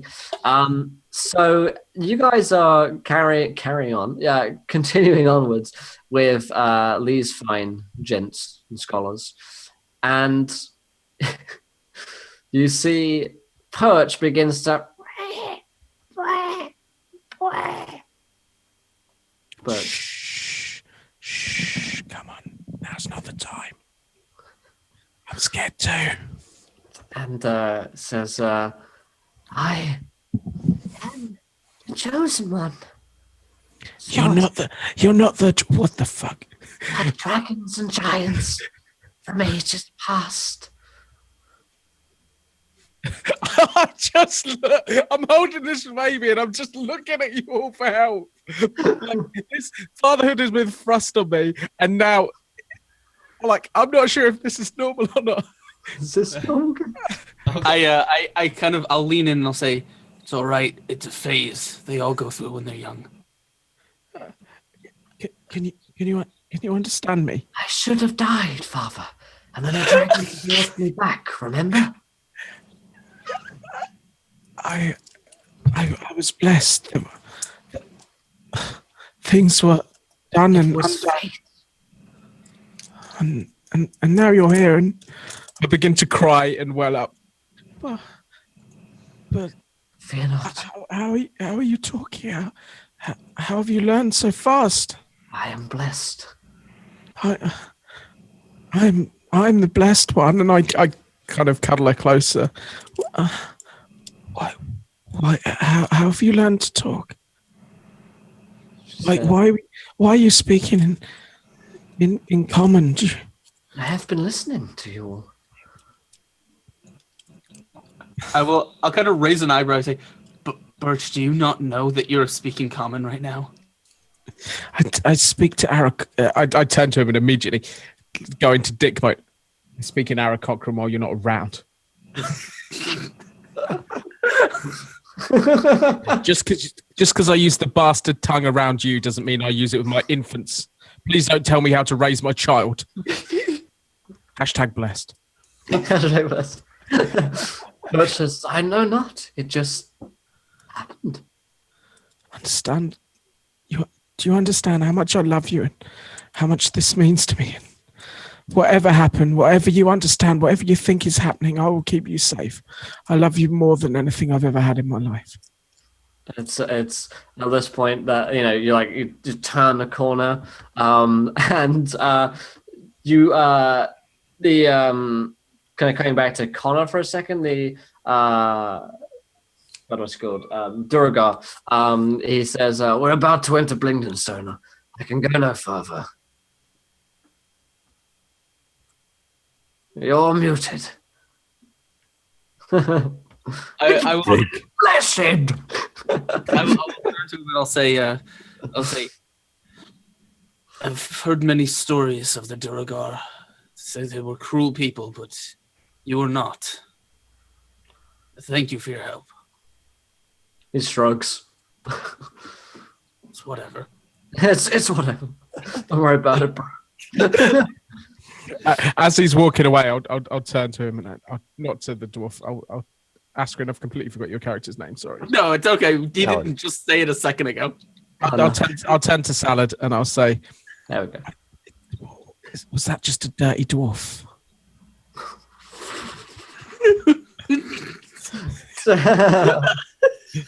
Wait. You heard that? He made a fence on. I just look like, at it. I look at it very confused. Like, Wait, hang on, wait. No, I've just been really racist if they have. no, Duragar have pale skin. Yeah, the good. Phew. I will. Can I? I will just shrug when they walk away. It, boys. when the Duragar walk away, I kind of lean in and I whisper, "Actually, I think all dwarves are dirty." We sleeved it for a second. Oh man! And we're back. And back to usual. So it's at this point as you're speaking to speaking to Perch. For some reason, I always said Bleach when you're speaking to Bleach. I don't know why. Bleach, yeah.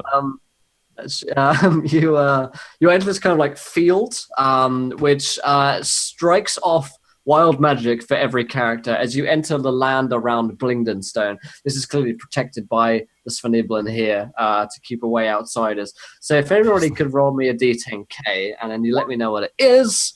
Oh my god. Part of our viewer decision. Also, if you guys haven't followed yet, hit that follow button and join us. We've got another hour here on Encounter Roleplay for more Storm King's Thunder, kind of like crossover with Out of the Abyss episode. So, hit follow on if you haven't. Musical episodes next week. Yeah. Oh man. Can I wait for the Rent crossover? Yeah.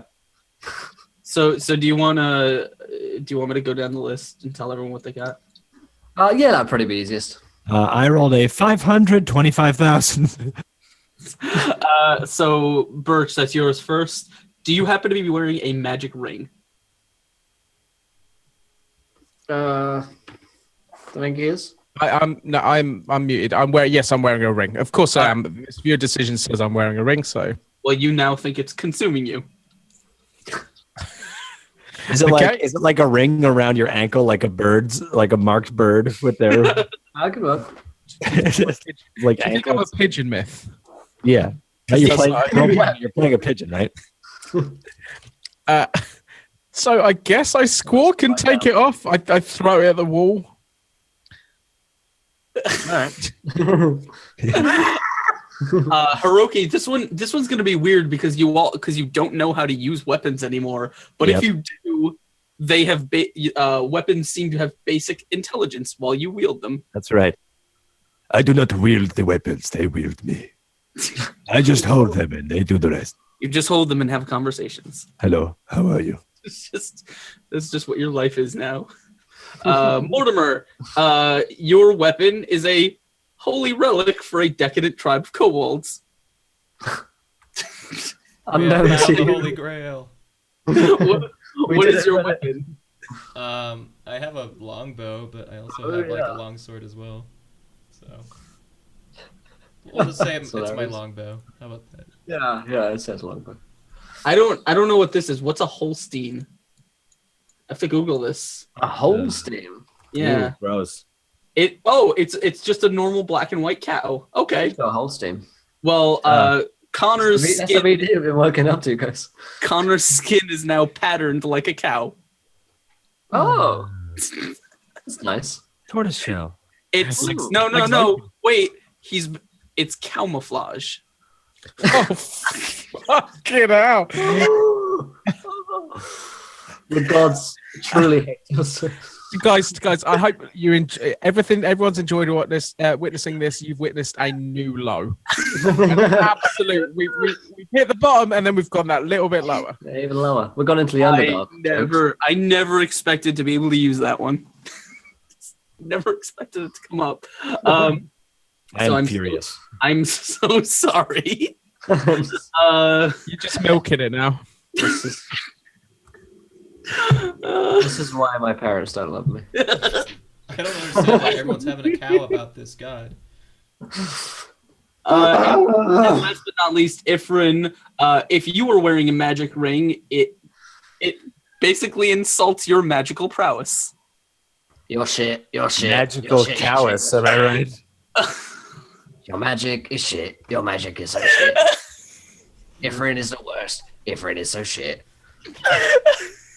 So your magic items are YouTube comments? just a constant stream of them. I'm gonna take the ring and throw it over whatever. If anyone's watching on YouTube, you guys, your comments, fuck you. As it's falling off in the distance, you hear, what's the song? What's the song name? What's the song? Ifrin, what song are you playing, Ifrin?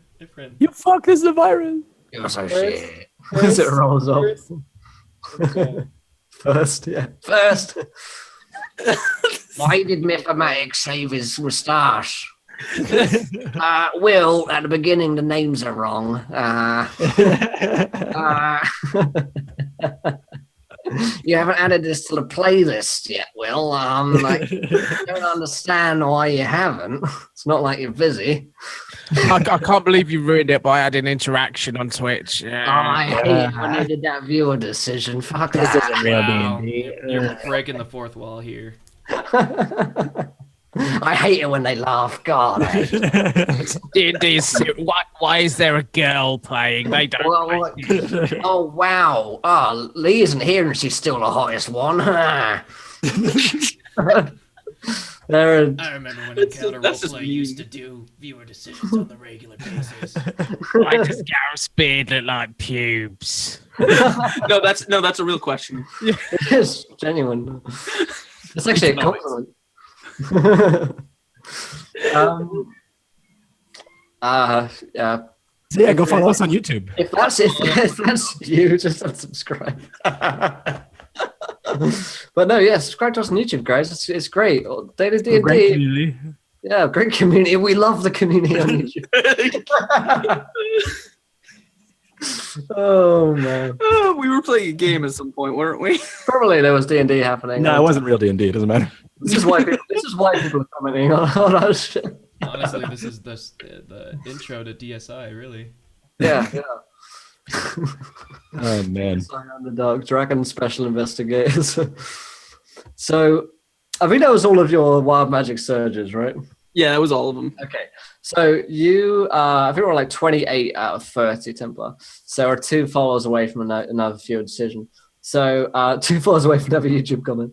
So you guys see Blingdenstone before you. After like maybe 5 minutes of coming through these tunnels, this great gnomon city rises up before you, and you see that these great city walls have been built back up again. There are gnomes kind of standing on the top. So it's pretty well lit as you come into this gigantic cavern. It's absolutely lit right now. And there's, it probably actually hurts your eyes. I mean, you've been traveling for a day, so your eyes are like accustomed to the dark. And you hear this kind of like strange whistle sound.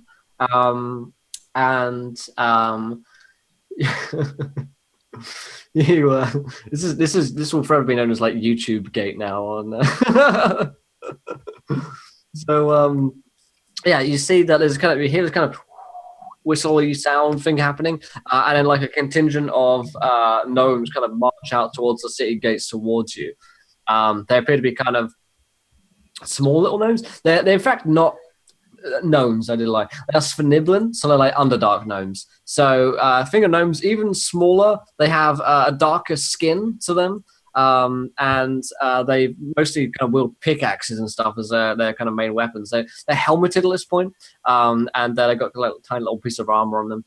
And one of them stands forward and says, "Who goes there, traveler?" Are we about the same size? Our halflings and gnomes? Yeah, pretty around the same. Yeah. I'll kind of wave. Hi! Oh, hello. A halfling. We don't see many of your kind down here. Yeah, I don't see many of you guys either. What is your business here in Blingdenstone? Did we get like a pardon or a letter or anything from Orin? No, he just said to name drop him. Okay. Yeah. Here's my name. Should have dropped the mic. People know me. My name is so badass. The quiver. In the little boots. But you want boots? I got your boots. You want boots? We got boots. We got boots. Got a whole cave of boots. We're here Pretty because of, boots. You got some even better boots. Good boots. We got. we're here because of Lightbane. He told us to come here to get a bow. There's boots. There's some rocks. some rock boots. We got a lot of rock boots. There's So, just boots and cats. Is it just like rock Yes. clogs? You know, it's like Scandinavian rock clogs. He says, I see. Mr. Lightvein, I see. Well. You better come with us. But no weapons allowed inside, okay? So we're going to have to take them. Keep them safe here. You're not going to go anywhere. We just don't want no weapons, right? Is my bow glowing like a holy divine aura? Yeah, it's got a little kind of aura on it. Yeah. Okay, yeah, I'll give him that. Whoa, when did that happen? I don't know. It's not mine, mate. I hand him the quarterstaff that I'm using to walk along like an old man who's not an old man. They told me to take the wizard's staff, so It's all right. He's not a wizard. I'm not a wizard. he also said if there's an old man who said it's a walking stick, I should probably still take it. He's not old and he's not a man. Did they say anything about a bird? Yeah, they didn't actually. No, they didn't say birds. Well, he shrugs. Yes, you're right then. As I walk by, I kind of leave it. He thought I was a bird. I got away with it. I just... Okay. Stupid idiot. Didn't know what Aarakocra was. Perch is like, as the prophecy foretold. The gates would open for me. I just kind of hold him in front of me and look at him like he's broken. Can I return this? It's like her quest dialogue has gotten bugged and she just keeps saying the same lines over and over. Welcome, traveler. I just kind of nod. Yes, Perch. We're underground. It's horrible. I'm gonna give them my rapier.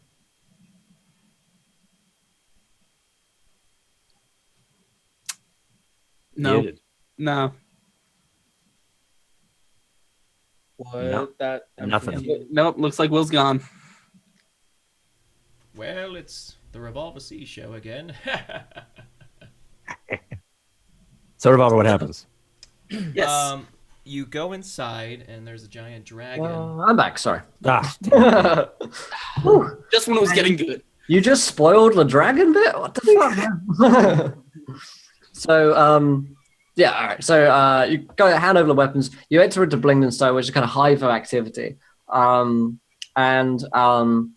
You see that, all these gnomes, it appears to be like a big mining colony. They're mining into the walls. They're mining down below. They're building tunnels pretty much everywhere around here. They're trading all sorts of rocks and minerals and materials with one another.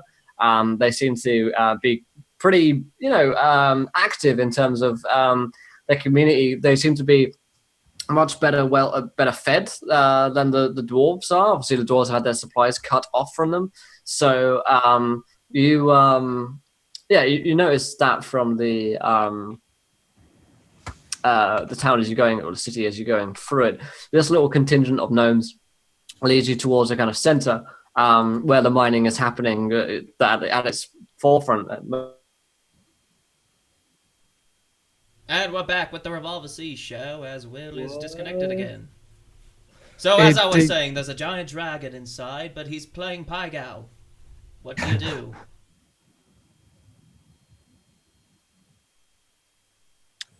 There we go. It's basically a loose USB, which is like disconnecting itself or something.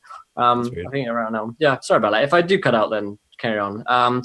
You see this kind of from the back of this guy as you're heading into like the mining colony center. This guy has got some kind of like metal plate in the back of his head as he's kind of got his back towards you. He's got like a pickaxe over one shoulder, and the plate looks like something which is there to help a wound or to heal a previous war wound or scar, something which you'd put in place to like maintain the structural integrity of his head, basically. He's got a little head as well. And he kind of turns around, he's still kind of dark-skinned gnome, and he says, "Oh, the name is Dimble Pebbleshine." And he kind of reaches out a hand towards you. I'll shake it, Yeah, because we're on the same level, and we have the same hand size. He doesn't actually shake, he kind of does like this thing. He wants you to do this. I'll do woogity woogity woogity. There we go, yeah. Yes. And seems to enjoy that greatly. Yes. That's the other gnome that you're with kind of looks at him like oddly, like, what the fuck are you doing? Like, that doesn't appear to be like a common thing. That seems to be like a Dimble thing. They did it. It's like a secret handshake he has with everyone, but he hasn't told them it's a secret handshake. It's just weird. And so he says, who are you? Oh. I'm Morty, and I'll point to that's Hiroki, and that's Ifrin, and that's Birch, and that's Connor, and we have a half-orc too, but I think she's doing some half-orc stuff. I don't know. Probably. Well, what do you want? We need a boat. We're here on behalf of Orin Lightvein, the king in Gauntlgrym. All right. The You want a most boat? handsomest badass king there ever was. The boat is. I've got boats. What do you need a boat for? We have to try. Can I show him the map that we were given? Yeah. I kind of unfurl it. I say, we need to travel across this lake. I think it is to reach the dwelling. To reach. There's a secret pass. Yeah. Take us into the depths. Shit. Yeah. He's constantly like scratching the back of his head where his like metal plate is. Clearly like gives him some irritation. You don't look thrilled about that. Well, you're going through that passage. That's where all the there's a little nursery down there of things. I don't mind children. No, they're Aboleth babies. What's an aboleth? Oh, don't worry about it. It's a little late for that, my friend. Well, there are these like eggs down there in the water, you see, and you don't want to disturb them because it might wake them up or make them hatch. And they're basically like big, bad squid whale things. Think. You think? We're not too sure. We sent some scientists down. I went to have a look myself, but we couldn't really see because they're all in eggs. So we just got all we know from books.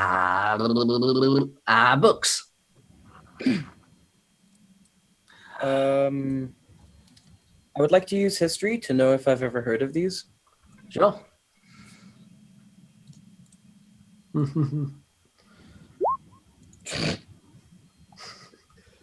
What'd you roll? 7. Not as much no, as everybody no else. clue. Like in real life, I have no fucking clue what they are. I will, if possible, I'll use my nature to see if I know anything about them. I mean, I probably don't. Sure, it's gonna be a tough one. Nope. No, Yeah. same roll. So he says, we think they kind of control minds and stuff like that. So we've been very careful not to disturb them whilst we've been down there. We got a boat for you, of course. You can take it down. When you go down there, you just want to be careful not to disturb any of them, all right? Because that could be bad news. However, I do have something for you. Well, like a request, I suppose, or a quest, if you will. And that is, see, trading with the dwarves, if we're here and the dwarves is here, then there's this drow barricade, which is here, like in the middle of it, right? You probably went past it because you came directly from there.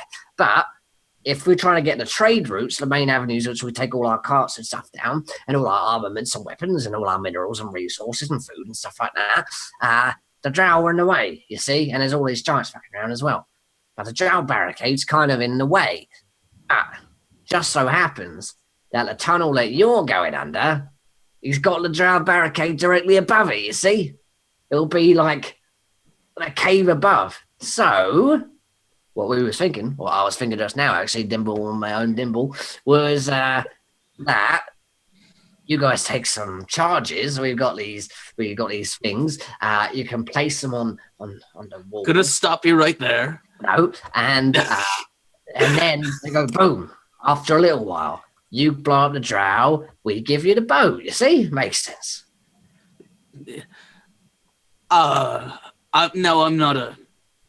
I'm I'm not a man of much experience with such inventions, but I cannot imagine exploding something in a cave is a good idea. And we do it all the time, mate. It's part of what we do. It's demolition. Controlled demolitions. It's all part of the science to it. Listen, we got special charges just for this sort of thing, yeah? So then why haven't you done it? Well, we didn't really want to go down there, you know. As soon as you are going down there right now, then you might as well carry along with him, mightn't you? Figures we's little. Yeah. And you guys are all big. Look at you. Big strapping young fellas. I'm not a fella. I'm an Aarakocra. I'm not a bird after all. And I kind of smirk.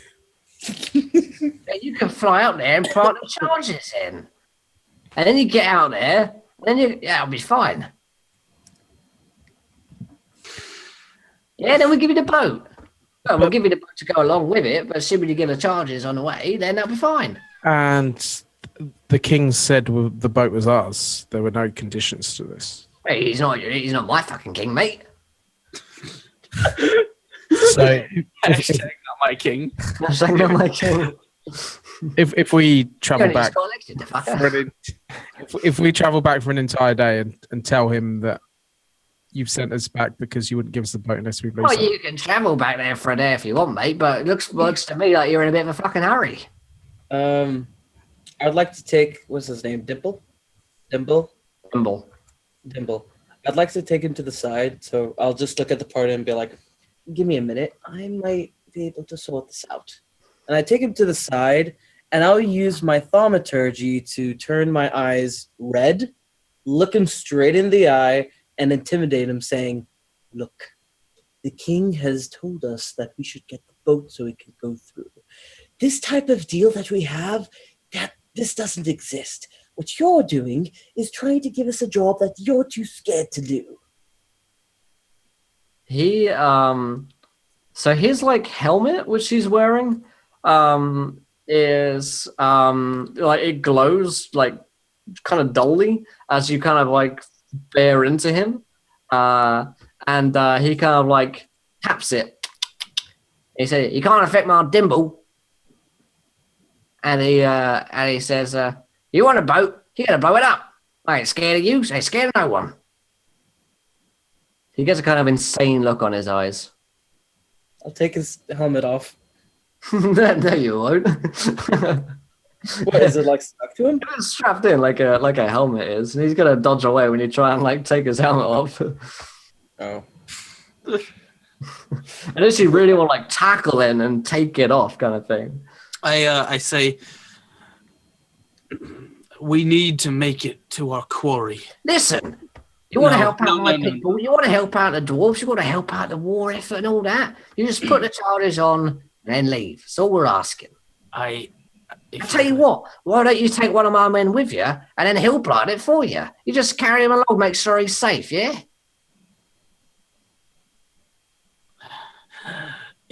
Will he be skilled with demolition? Of course, we're all skilled with it, mate. Well, most of us. He will be. I don't think we have much of a choice. We have a destination and we need to reach it. And I'll kind of point to him. I say, however, the boat is only part of the deal. If we're going to be protecting your people from these drow, then you need to find a way to help us with what we need to do. What do you need? Well, that's what we'd like to find out. What can you provide to the war effort? I mean, we got resources, we got charges. I just kind of look him squarely in the eye and say, you haven't noticed the giants are roaming freely and destroying as they please along. Oh, they do every couple of centuries, don't they? Yeah. This is not like that. This is different. Right. Well, I guess. See, I could trade the dwarfs again. Give us their arms around, yeah. Get some chargers in there. Give them food. They hungry? They're hungry. There will be a war effort coming.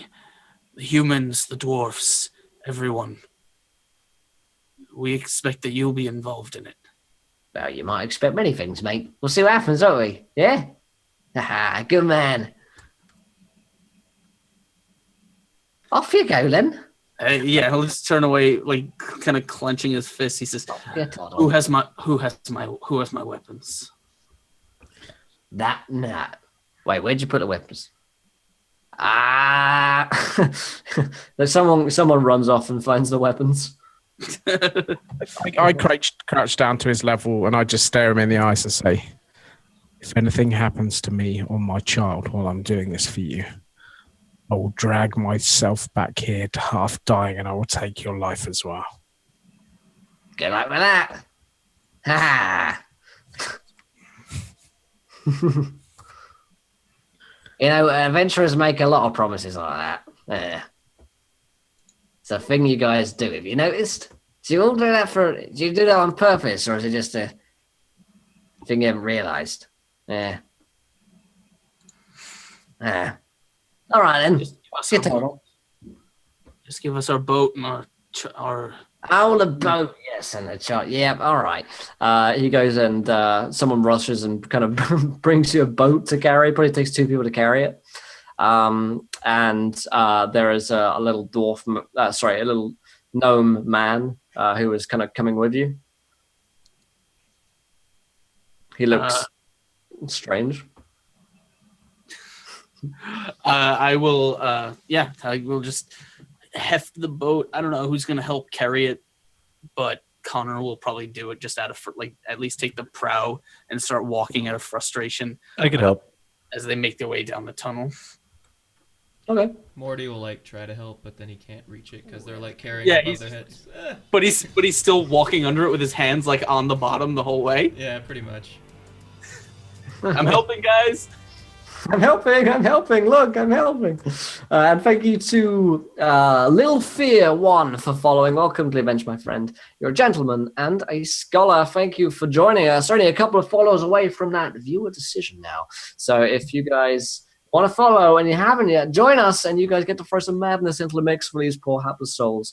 So, you guys are heading off to the secret tunnel. Anything you guys want to do in Blingdenstone before you head out? Or just straight on the way?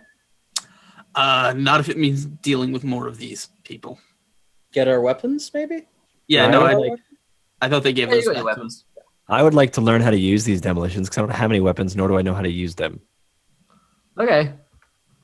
So that's probably something you can do on the way, actually, because the guy who's with you is apparently an expert in demolitions. Okay, so we'll go to that. So you guys are traveling off towards a secret tunnel to plant the explosives to destroy the Drow barricade, which is above, and at the same time to work your way through this Aboleth nursery to get to the Pale Giant. So, you guys begin going down this dark tunnel. It's actually pretty close towards the entrance of this nursery, apparently. And the little kind of gnome technician, whose name is Alfie, is telling you, well, you see, you gotta take the explosives and you gotta, put the wires together here, and then you set the charge, and then you push the lever, and boom. He seems very nervous. Okay. I know how to use these. I will take them. I mean, it's my job to, okay, you put do the that. charges in, but I mean, you can help if you want. I will help. Okay, all right. I like this guy. I like him. Okay. So the rest of you guys are continuing onwards as you head into this kind of the Aboleth nursery area. You enter into a dark cavern, once again, with your lanterns being the only source of light. You hear the dripping of water coming from the ceiling above and down onto the kind of what you see to be like a small dark lake, which at first is small, shallow, sorry, and you can see illuminated by this strange fungi around. There are these large eggs within the shallows of the water. And there are hundreds of them, probably thousands of them around here. There appear to be other kind of like fish creatures swimming in the water around it. But all the fish that are swimming, they're kind of small little fish that you'd be expecting to see in any kind of pool. So to be swimming in like perfect straight lines, and then like stopping and going in another straight line. They're almost like automated. The way in which they're swimming is very strange for fish. Whereas normally, they take a weird kind of zigzaggy pattern around. And there are these large mushrooms within here that are probably large enough for you to like stand on if you wanted to. But they're at the kind of shore, like a kind of cove area. The lake leads out into further beyond into the darkness where you can't see anything if your dark vision is 60 feet. And this is, probably leads on for a very long time into the distance. So yeah, that's where you guys find yourselves. What's the immediate plan to tackle this scenario here? Because the eggs seem to be kind of everywhere once you get into the water. And of course, bringing your boat in isn't going to be easy without disturbing some of the eggs. So, very soon. So... Wait, is the boat in the water right now? No, We're still carrying like 40 feet away from the water. Okay. How many? You said there were like hundreds of eggs. Possibly thousands. Yeah. Are they all are they like spread out, or are they like sort of contained? There's kind of clusters of them. So they're kind of containing clusters that are kind of around. So it looks like there's a bunch by all around the shore areas where they're most of them, and it looks like further into the water where you guys can't see because of the vision. There's probably more of them like below the surface where it gets into deeper waters, but pretty shallow water obviously at the shore. And are they like fish eggs, or are they like large? They're large, yeah. So they're like the size of a head, probably like a human head. Like a xenomorph egg? Yes. Oh god. I mean, like the size. I don't know what an actual creature in nature's egg, like a ostrich egg or something like that. And how far is it we think we have to go on the boat? You're not sure. The map doesn't have like scale to it. So the thing with Underdark maps is that they kind of like there's a tunnel leads this way for a bit. There's a cave. It's this big for a bit. We think. If I ask the little guy with us on the boat, how far is it? We've never been in there. I mean, we only got this far before, and I just stopped last time, so it could go for a long time. Oh, I figured Fitbar for the host. What's up, buddy? Thank you, my man. So he doesn't seem to know.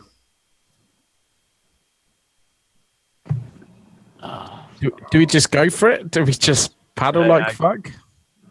You probably don't want to disturb the things, I got to set the charge in the middle. I don't want to be... I mean, who knows what happens if you disturb these things? It could be like, I don't know, bad thing, nothing could happen. I don't know. But it seems like a bad idea just to go in there, expecting the best with these aboleth creatures. That's why you go in there. Really? Yeah, you. You go in there and don't disturb them. We stay here with the boat. If I disturb it, then, I mean, you guys are going to be by all the eggs. Where is Dingle with us? No, Dimble's staying behind, but this guy is Alfie. Let's just take the boat. Let's leave this guy here and take the boat. Do like, I don't know how's it going. I say, do you know anything about these creatures? I mean, they got like mind control stuff, right? I meant about the eggs. Do you know anything about the eggs? They got some kind of fumes around them. They smell real bad when you get close.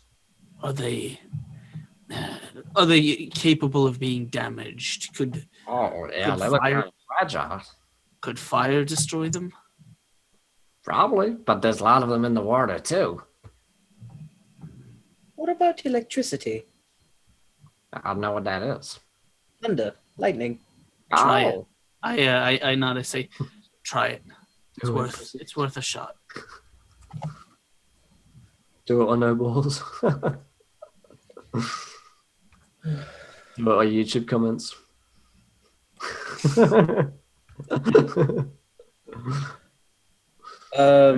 Birch has the wand of lightning, right? Yeah, he does. I love the fact you do that. I completely forgot that. Maybe we can use this as a backup plan. Maybe we try the quiet approach and leave this as a last resort. That sounds fine. I'll hand it to him at this point. You seem to know more about this than me. I guess. I turn it round in his hand. No, this was the end that I used last time. Oh. I used the end last time. You might want to clean it off. You don't want that end. Oh, buddy. Should we just start stealthily paddling in the boat? Yeah. Yeah, I suppose we can drop it into the water. We may find ourselves targeted. And thank you to Tool School for the £10 donation. He says, wait, I actually won't say what it says. I'll read it out in a second. Thank you, Tool School, very much, dude. So you guys are stealthily paddling. Roll me some stealth checks. You want to kind of get into the the boat and into the water and like cast off without having any. Nailed it. Just let me know if anyone rolls shit. Doesn't matter. I got a nat 20. got advantage, Myth. You've got advantage. I have Inspiration. I got a 16. Can I do like a perception check to like point out eggs, like here, don't go there, kind of thing? And at this point, can I have my whole hand over his mouth, just because I'm like plus yeah, just over his mouth because I know how loud he can be. Sure. And I'll put your hand up if you want to talk. I'll just like point to eggs as they're like. Oh paddling. man! I got a 14 perception. Okay, so it's at this point as you're spotting for people that you don't realize more that you kind of like crunch on one yourself, and you see that immediately kind of nothing happens on the one that you kind of cracked, and you're like, oh, thank God. But it releases this really strong sulfuric smelling kind of gas, which is released into the atmosphere. And you guys see not just that one kind of releasing this pheromone thing, but a couple of others begin to kind of sprout out the smells as well. It begins to stink out the place here. And it's at this point that you look back at the mushrooms, the giant mushrooms that were here before, and the mushrooms where they were once kind of like just dormant, they just begin to crack and kind of move, and you see that these aren't just mushrooms, these are mushroom people that are like coming towards you guys, and they're coming in a very kind of automaton-like way. And there's pretty around 10 of these guys, like big mushroom dudes coming out. If any of you guys wanted to roll me a nature check on what these creatures are, you could. Or you might have heard about what this creature could be. I probably never heard of this. Did they come up in Orin's stories at all? No, they weren't. They didn't actually, because we didn't get to that. We actually played it out, be best. Also, how stealth am I? Like, how good is my camouflage working? Oh, your camouflage is on fleek right now. Because I got a nat 20 on that stealth. Yeah, you're rocking that. So, yeah. You are utterly hidden. God. I don't feel that the Thursday thing is legit. I'm not lying, my friend. Every Thursday, except for this Thursday, I'm not actually doing it, but next Thursday I am, and Thursday after. I've been doing Thursday video games for over a year. Played with over 200 or 300 people. It's a thing. It's a thing. That's genuinely how I started playing on the channel. Yeah. And it's all downhill from there. Yep, It's there you go. Just landslides downwards. Yeah, who rolled good on nature checks? See what it was. I got a 19, and I think the only other person who rolled was Morty, and he got, I don't know. If you have inspiration, he got awesome. I do have inspiration. You do have inspiration, so Well, then, yeah. I mean, yeah. I'll So save it, though. I will use it. sure, yeah, that makes sense. So, yeah, you do you know that these creatures are known as myconids? They are like a mushroom people. They are spore based. Probably Orin has heard of or had encounters with these things. Maybe that's how he told you about it. That's why you know about them. They are generally a peaceful folk. It's strange that they would be attacking you in a sense. Most of the stories you've heard about myconids seem to be that they're fairly protective of their own land. But as far as you know, you're like miles away from their sacred groves, like thousands of miles away from their sacred groves.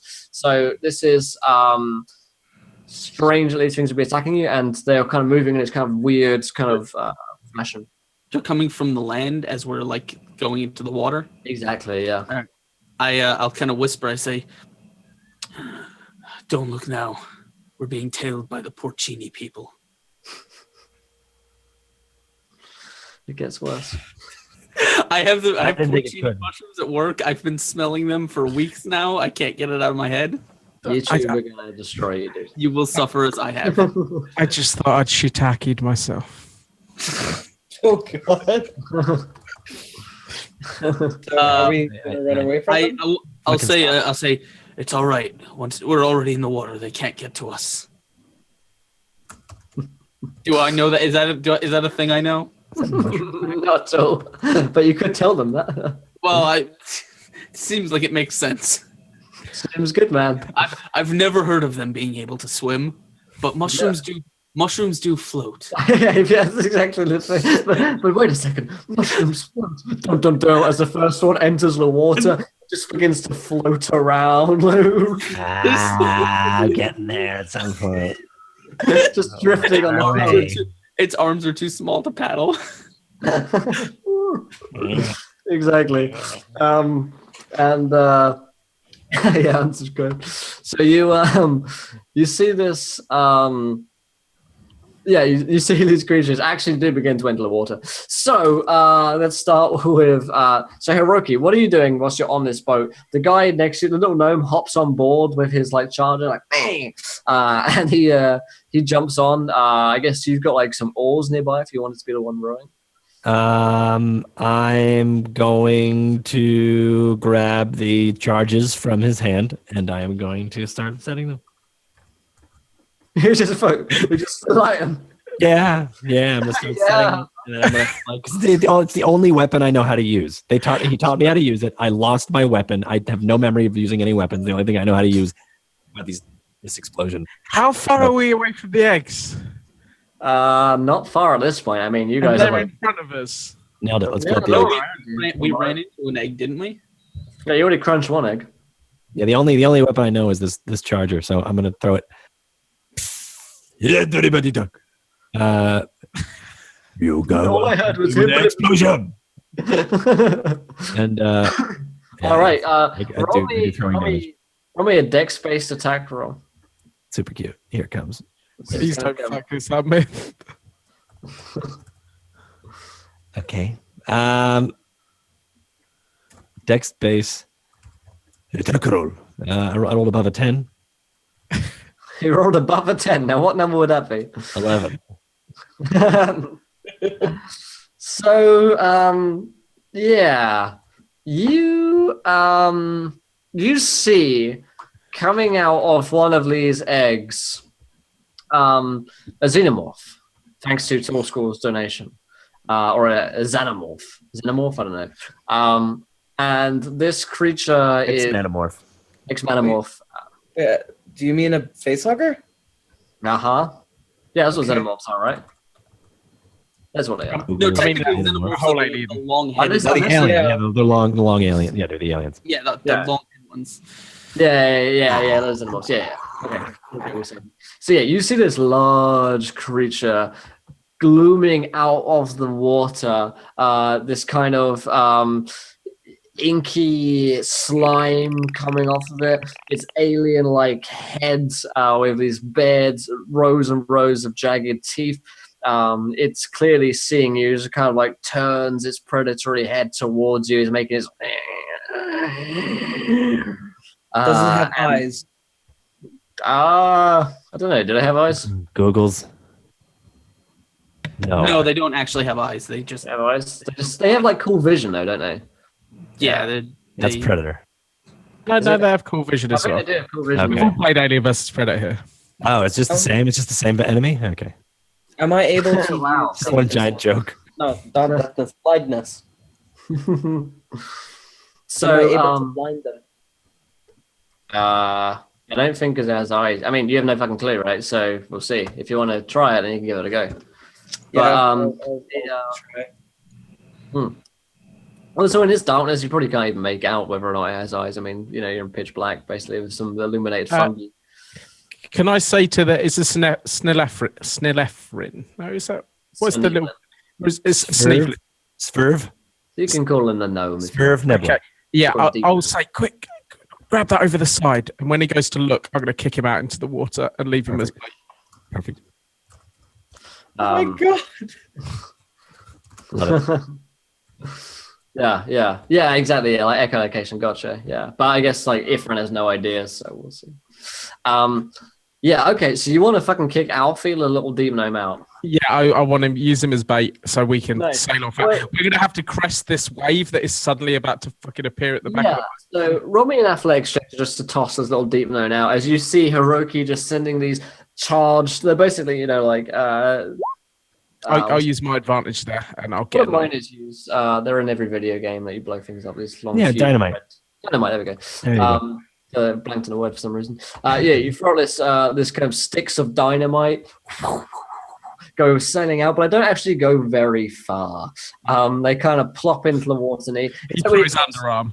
Haruki tries to skim it on the water. That's his problem. But he's not very good at skimming it. Just like plops up and it goes down.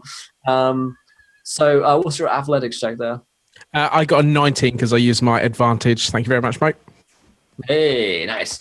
So you just hear him go as he goes off into the water. As you throw him out, you see this creature, this alien type creature, just grab poor Alfie in its mandibles and just begin to like tear him apart with his arms. And you hear his screeches. You see his innards and organs flying, and his blood just going everywhere. And it's at that second. In fact, you guys have got like one action you can do before like Hiroki's explosives go off. So you've got like a split second, like not even 6 seconds, like 2 seconds to do something. So Morty, what was your? You see the the burning dynamite about to go off. What's your action before this happens? Take cover. In the boat. Yeah, I'm just gonna duck. I mean, I guess I'll jump in the water and try to avoid eggs. Like go submerge in water. Seems good. Yeah, it's either that Seems or like something. yeah. All right. So Gung Ho Morty just jumps off the side into the black waters of the Dark Lake. All right. What about Connor? What's Connor your kind of loss? So there's the mushroom people, there's the xenomorph, and there's the dynamite, and we're pushing away from the dynamite. Yeah. What's the mushroom person doing?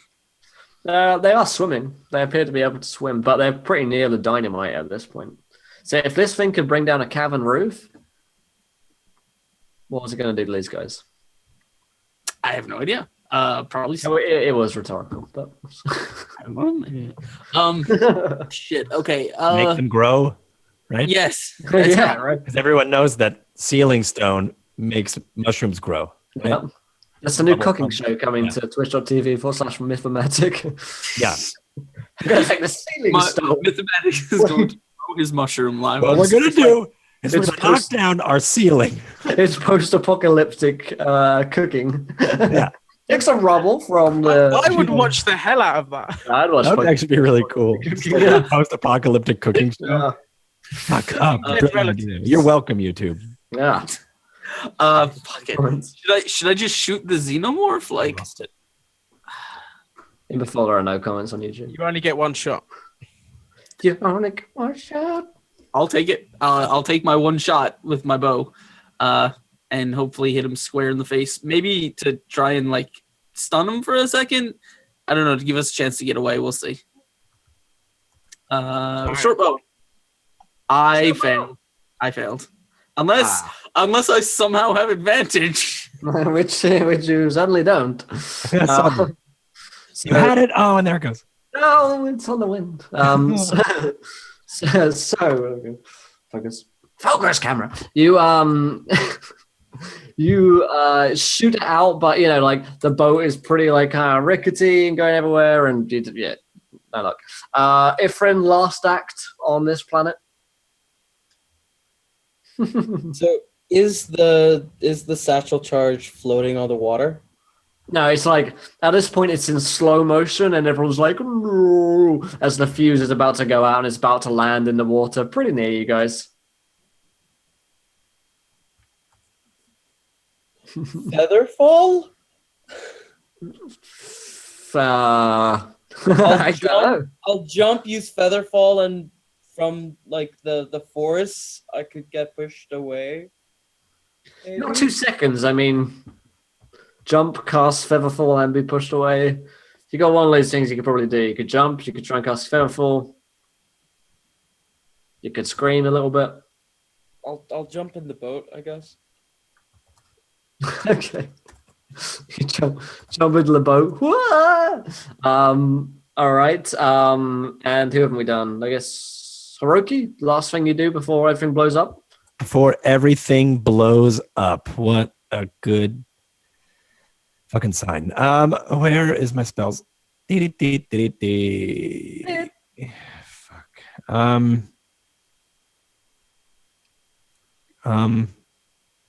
don't know. Can I like? No. Okay. Well, that's it.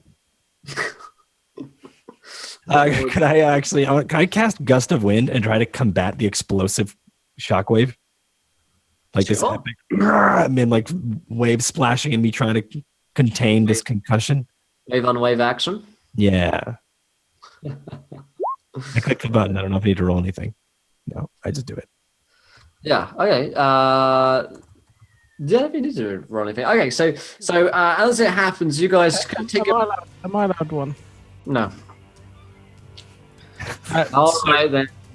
as a last action, it's not going to end well for me, I'm sure. What I want to try and do is like open my wings full stretch and kind of have a group moment where I try and use the strength of my wings to both contain and block the kind of impending fire, and maybe if it blows, they'll act as a bit of a sail to drive the boat forward, even though half the people have just jumped off the fucking boat. Sweet. That would work. Yeah. Okay. Cool. Yeah, that's cool. I will do that. You just clutch with your feet on the planks of the board or on the Yeah, planks and of the then chair. wings kind of open Yeah, and to be wrapped a around a sail. little bit to try and cover you and take some of the blast for I'm you. trying to use like my gust of wind to stop an explosive wind, but to try to like at least slow it down. So I mean, we could like I don't expect to be like stop explosion, but at least Yeah. Just combat it. some of it. Yeah. Yeah. Cool. And thank you to Bloodjack12 for following. Welcome to the event, my friend. You're a gentleman and a scholar. Bloodjack puts us just one follower away from a viewer decision where you guys get to decide anything which happens next in our campaign. So, Man, if only there was one person in this entire chat who hasn't clicked the follow button, so we can make a really cool viewer decision happen right about now. That would be there's an sweet. explosion. There's myconids, there's a xenomorph, there's a player characters in a boat, there's Rocks. Up Aberleft, there's rocks, probably. There could be more, though. Probably could be some more. Yeah, exactly. Templar's explaining. So you decide something, we get into a straw poll. The most popular thing from that straw poll will happen, and basically a bunch of cool stuff.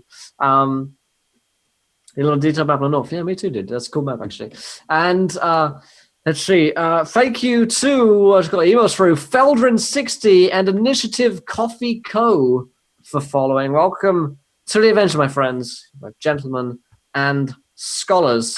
So I do declareth a viewer decision coming up here, right now. So let's get in quickly because we've only got a few minutes underneath that line in chat from Suddenly Pandas for us some ideas. What could happen next? It really could be anything. But obviously we've only got a couple of minutes here, so get the ideas in pretty sharpish, if you'd be so kind, and see what happens next. So let's just have a rundown of what's going through your guys' minds as the explosion is like rippling off. So you know the opening scene of Daredevil? What am I thinking of? Not Daredevil. Right. Yes, Daredevil. Ben Affleck. Best one. What's it called? It begins with a D. It's the new film. Debbie Does Dallas. Yes. Debbie Does Dallas. That's the one. Like the first explosion is pretty big, if you ask me. Yeah, I mean, fuck, I can't remember what it's called now. It's a superhero movie. He's like, everyone loves him. Doctor Strange. Dead something. What's his name? Deadpool? Deadpool, there we go. The opening scene of Deadpool where like the explosion's going on and everyone's like, there's all this shit. Oh, yeah. That's what I was thinking of. That was so painful to think of. Of course, my knowledge of all things superhero is second to none. As we They don't get those over there in England? No, we're not There are allowed. no superheroes. Actually, funny thing is, I actually did see it on the flight over to America. So, whilst I was with Dawes. So, yeah, we're not allowed it. So, let's see what you guys are up to in this kind of moment of like rippling awesomeness. So, let's go with Haruki. What is your his thoughts? I guess as like he holds up his hands and he's like tries to like use what he only knows now because he doesn't know fucking weapons. So he's trying to at least call the water to be the wall. He's thinking about why the fuck they're here, and also like there's a lot of stuff we have to do for a fucking boat. Is this even worth being all the way down here to save the like to save like to be like in his mission of the Harpers is like he's got a lot of like this is what's happening probably in his subconscious because his conscious mind is probably turned off because he's probably just trying to act on instinct right now. Yeah. But yeah, he's like, why is it we are very far from where we started, and this I need to actually get in touch with that dragon as well as Baron. But no, that's pretty much him. He's like hoping not to fucking die.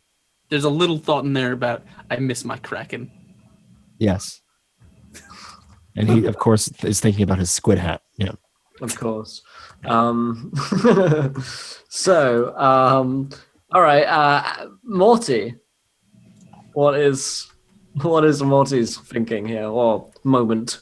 Honestly, he's just like fight or flight as he's diving into this water, trying not to activate any more eggs and hope there's no face hungers underneath the water. Activated. Yeah. Yeah. But he's making sure his little spider buddy is safe. Nice. You look like he's like clutching onto you. Yeah, I don't know if he's waterproof, so hopefully. Yeah, it's true. We all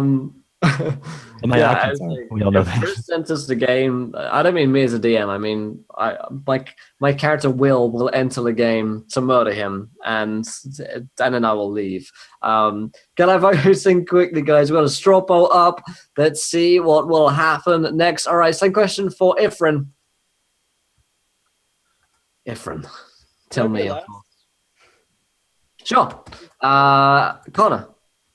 Ifrin goddamn near killed him. Am I right? Am I right?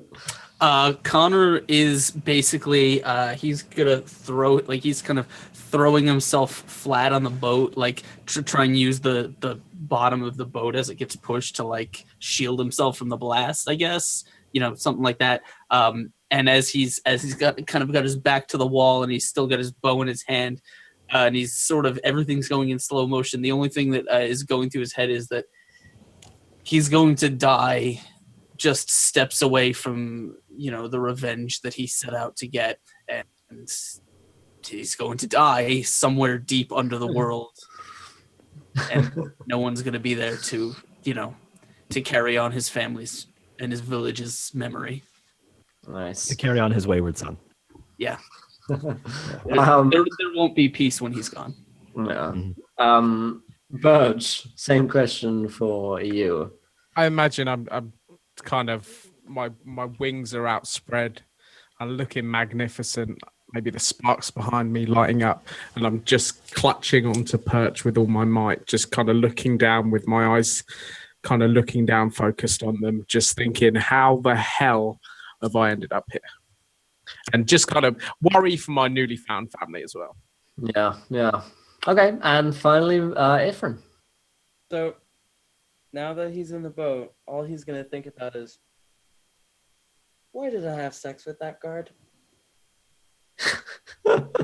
Okay, so these guys, these forts are just floating around in your guys' heads as you're like flying this way, and you're casting spells, holding down, jumping into cover, and trying to somehow survive if possible, or fearing the worst. We're going to bring in our straw poll here, and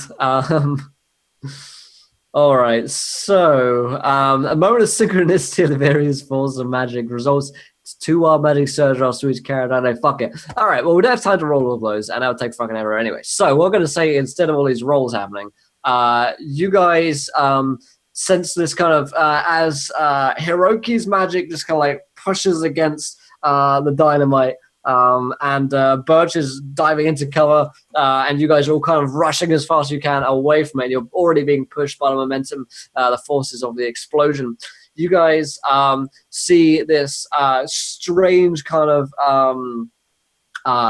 force begin to whirl up. It's the kind of force of Hiroki's wind and water magic against the force of the fire, and there's like this kind of strange kind of I guess what's the word, like whirlpool beginning in the water, as you guys are kind of sent flying off into the water, all of you kind of out of the boat at this point, but you're kind of sent flying into this giant whirlpool of water, and immediately you guys begin to find yourselves kind of drowning, struggling to catch your breath, as you're being kind of plunged into this deep, dark water, this kind of center of this magical flux, I suppose, of deep magic, between explosion and this strong, powerful wind magic powered by the Kraken.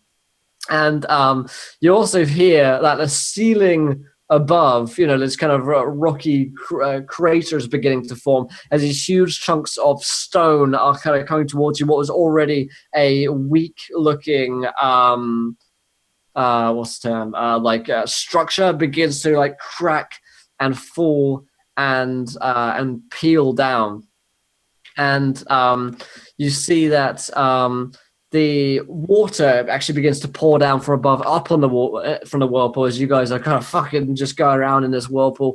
Then, man, you manage to catch glimpses as you come up from the water, and you see the eggs of the aboleths begin to hatch, and there's this like kind of tides. The water from above is flowing down like into this lake, into like this vast heavy stream, like a waterfall essentially. And the aboleths begin to kind of hatch. These tiny little weird like squid baby things come out, like jellyfish squid things, and they're very tiny in their form. There's kind of hundreds of them, and they begin to head up to they kind of swim up the water. It looks like they have some kind of like a rudimentary flight, along with the ability to swim, and they are kind of going up into the water, and the xenomorph begins to like swim and begins to try and claw its way up like the walls of the cave to get up to that higher level as well. Looks like it might even lead back up to the overworld there. And as you guys are being swirled around in the water, you hear this voice, the voice of Dimble from the cavern beyond. Finally, it's done. And you see this kind of whole like migration of these aboleths flying up. And it's at this point that Dimble's brain explodes. And one of these kind of like creatures just kind of bursts out from his brain from where the metal plate was, which was hiding his scar, which is clearly like controlling him. His brain just explodes in this fluid and brain stuff everywhere. And he begins to kind of like an automaton walk back the way he came. And the last thing we see is you guys being swirled into this great whirlpool and being brought down into the dark depths below. And that's where we're going to end the episode. Nice. Episode 6 or 7 of Storm King's Thunder. Yeah, that was quite an interesting one. We didn't quite get to the farewell goodbye for Morty that I was looking for, but we have another way. Like, he's probably going to be lost in the whirlpool, and we'll see where he is in the future, hopefully. But hopefully you guys enjoyed today's adventure. Hopefully you guys enjoyed hanging out with us and having a good time. Thank you to everybody who subscribed, donated, followed, and just hang out and had a good time with us. Yeah, that's a bit of a cliffhanger for us to finish on today. But yeah, let's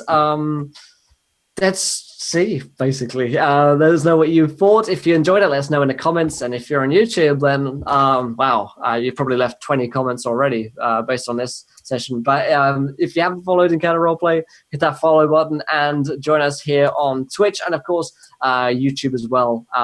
You can subscribe. That's a thing, apparently.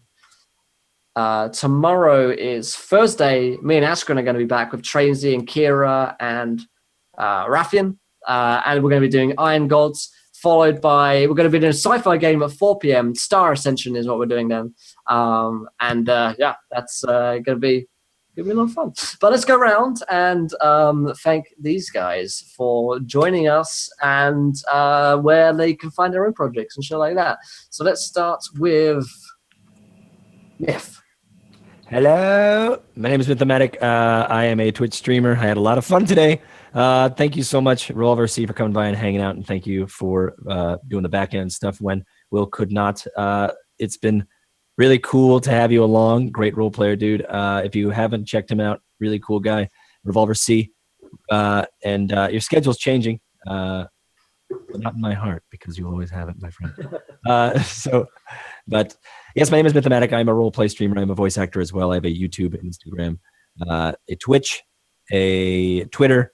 Check me out. I'll be on a bit later. I've got to make a quick call, IRL stuff, and then I will be on in a bit on Myth RP, where I continue my undead pirate lord adventures on that Arc server. So should be a lot of fun. Getting some cool content this chapter. Awesome stuff. And yeah, let's go to Revolver, because if you didn't catch this earlier, folks, Revolver unfortunately has to leave us due to work changing his schedule and hours and shit like that. And unfortunately, we can't all change the rest of our schedules. Schedules are a fucking nightmare, especially when we live on the other side of the world from different people. So, but Revolver, thank you so much, dude. Not only for playing with us for all these sessions, having such a great character, but yeah, for helping me out with all the other streams. And I hope we get to continue doing these prep streams together, so you can help fuck these guys, even if we don't get to play them. Yeah, definitely. Yeah, as I said, my work schedule's changing. So normally I work nights, but now they're switching me to days. So as I'm working, you guys are playing, but I can still participate in the pre-show of like setting things up if I'm invited back. And I'm going to talk to Will, see if I can. Yeah, if I'm going to talk to Will, see if I can do like another game.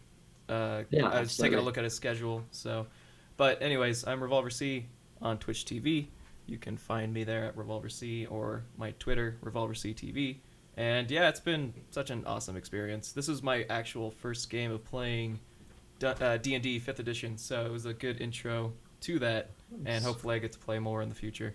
But Yeah, thank not you D&D. guys. This isn't the right way of playing D&D. Oh no, I love this way because my main Me too. thing about D&D is just like too much combat and they drag on and on and on. So I like the RP experience of it. But yeah, this definitely won't be my last game with Encounter Roleplay. I'm sure I'll come back in the future if schedule allows. Yeah, and thank you guys absolutely. again. Thank you, my friend. All right, so Gareth. Hello. I'm Sadly Pandas. I'm not that interested. Check these guys out. Exploding Dice, Revolver C, Mythomaro. I've followed them all, so you should be a follower, not someone that does things. Like I said, it's awesome having you. Like you guys make it entertaining, being able to read chat, see your reactions. You're awesome. Your donations keep everything going. I know things have been a bit off and on, but Will's been traveling. He's nice and happy with his stay again in America now, and England's a better place with that. Exactly. I mean, you're safer here. So, Mo, same question for you. Or questions, I suppose. Nailed it. Is it bad that I actually forgot the question? Shout yourself out. Where do you live? Right, yeah. So Just answer whatever question you want. Just pick a Alright, question. question will do. So I hate long walks on the beach. Short walks are better. So yeah, where can we find you? What do you do, etc.? First 16 numbers of your credit card. All right, it's 1, 2, 3. So Wow. I'm an artist. I draw. I guess I could just say. If you guys want to find me on any social media, you could just find me using my Twitch username. It's the same as everything because I'm pretty lazy like that, and it's pretty easy like that. I've enjoyed this game more than I was supposed to. I think emotionally I was more invested in it than my own games because I actually feel I feel the pain of the oh my god of the dwarves, of how like I feel them and I feel bad for them, that I want to help them. Like, good on you, man. Seriously, good, amazing job. And guys, follow Revolver C. He's really cool. I'm sad that you'd have to leave the group. Me too. We just started playing together, but We already just found each other. Wait, who's Revolver C? He used to be a big boy. I know a Revolver B. that guy is. Just don't watch that Revolver D guy. He's a Yeah. No, fuck that guy. Yeah, fuck him. Fuck the D, man. Fuck him. Fuck him, man. Fuck him. And finally, Asker, Exploding Dice. You get there eventually. Oh, I was thinking like salad, Brian. What should I call him? No, as always, you guys know that I love spending my Wednesday hanging out with you guys. It's always a ton of fun, and I never know what to expect, and that's what makes it awesome. My name is Ashgren. I am the host and the dungeon master of the Exploding Dice Twitch channel. The link is provided for you in chat. If you enjoy D&D content and you want more in your week, you can come hang out with us. We play live D&D every week. And also I have a talk show called Fuzzy Dice where I bring on like the best of the best content creators and stuff. And we hang out and we take questions and have a great time. Come hang out. Also, I'm on Twitter. It's just @Askren. And you can come tell me how much Will is a butt. Mm-hmm. That's primarily what people tweet at me. So, do you know Will's a butt? Yeah, he's a really big butt. Yeah, that's it. That's like 90% of my Twitter feed. Yeah. I mean, I just follow Will's butts. Yeah, and also if you want more D&D, you should definitely tune in tomorrow because I DM on Encounter Roleplay once a week. Iron Gods with Will and Franzi and Rathian. It's so much fun. It's seriously the best thing. Gonna be a good time. Come on tomorrow, 1 p.m. Eastern, 6 p.m. UK time for that show. If you want to hang out with us at any other times, you can find me in the Discord. It's got text-based roleplay 24/7 going on in there. I try and join in as much as possible. I've just got some news sheets. I'm going to go put it up on the website after this. But yeah, and a thank you to Anonogamy for following. Welcome to the adventure, my friend. You're a gentleman and a skull. I am a bug, guys. It's true. But it's been a wonderful day. Until tomorrow, where I'll be back again for another 6 hours. If you need something to do, go follow these guys' channels. They'll be streaming later on today. If you want to read something, I've got a website, a bunch of articles on. I'm going to write a few more reviews and stuff like that soon.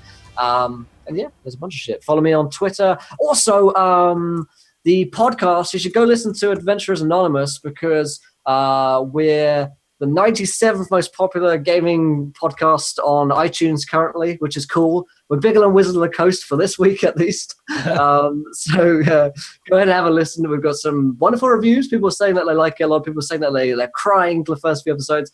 Go check it out. The first official episode is up, and we've got 2 origin story episodes, so basically 3 episodes. We've got another one coming out Friday, every Friday as well. And this Friday, I'm recording a new podcast called Roll for Podcast with my friends Trainsy TV, Mike from Unmade Gaming, and Bubbernaut CCE.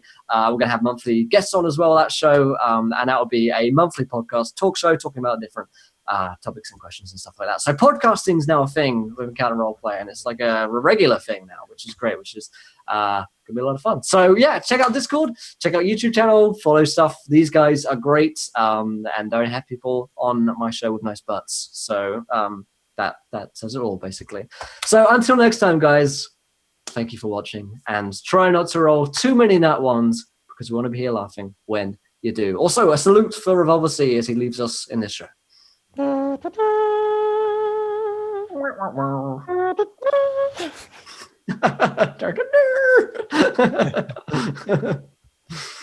man.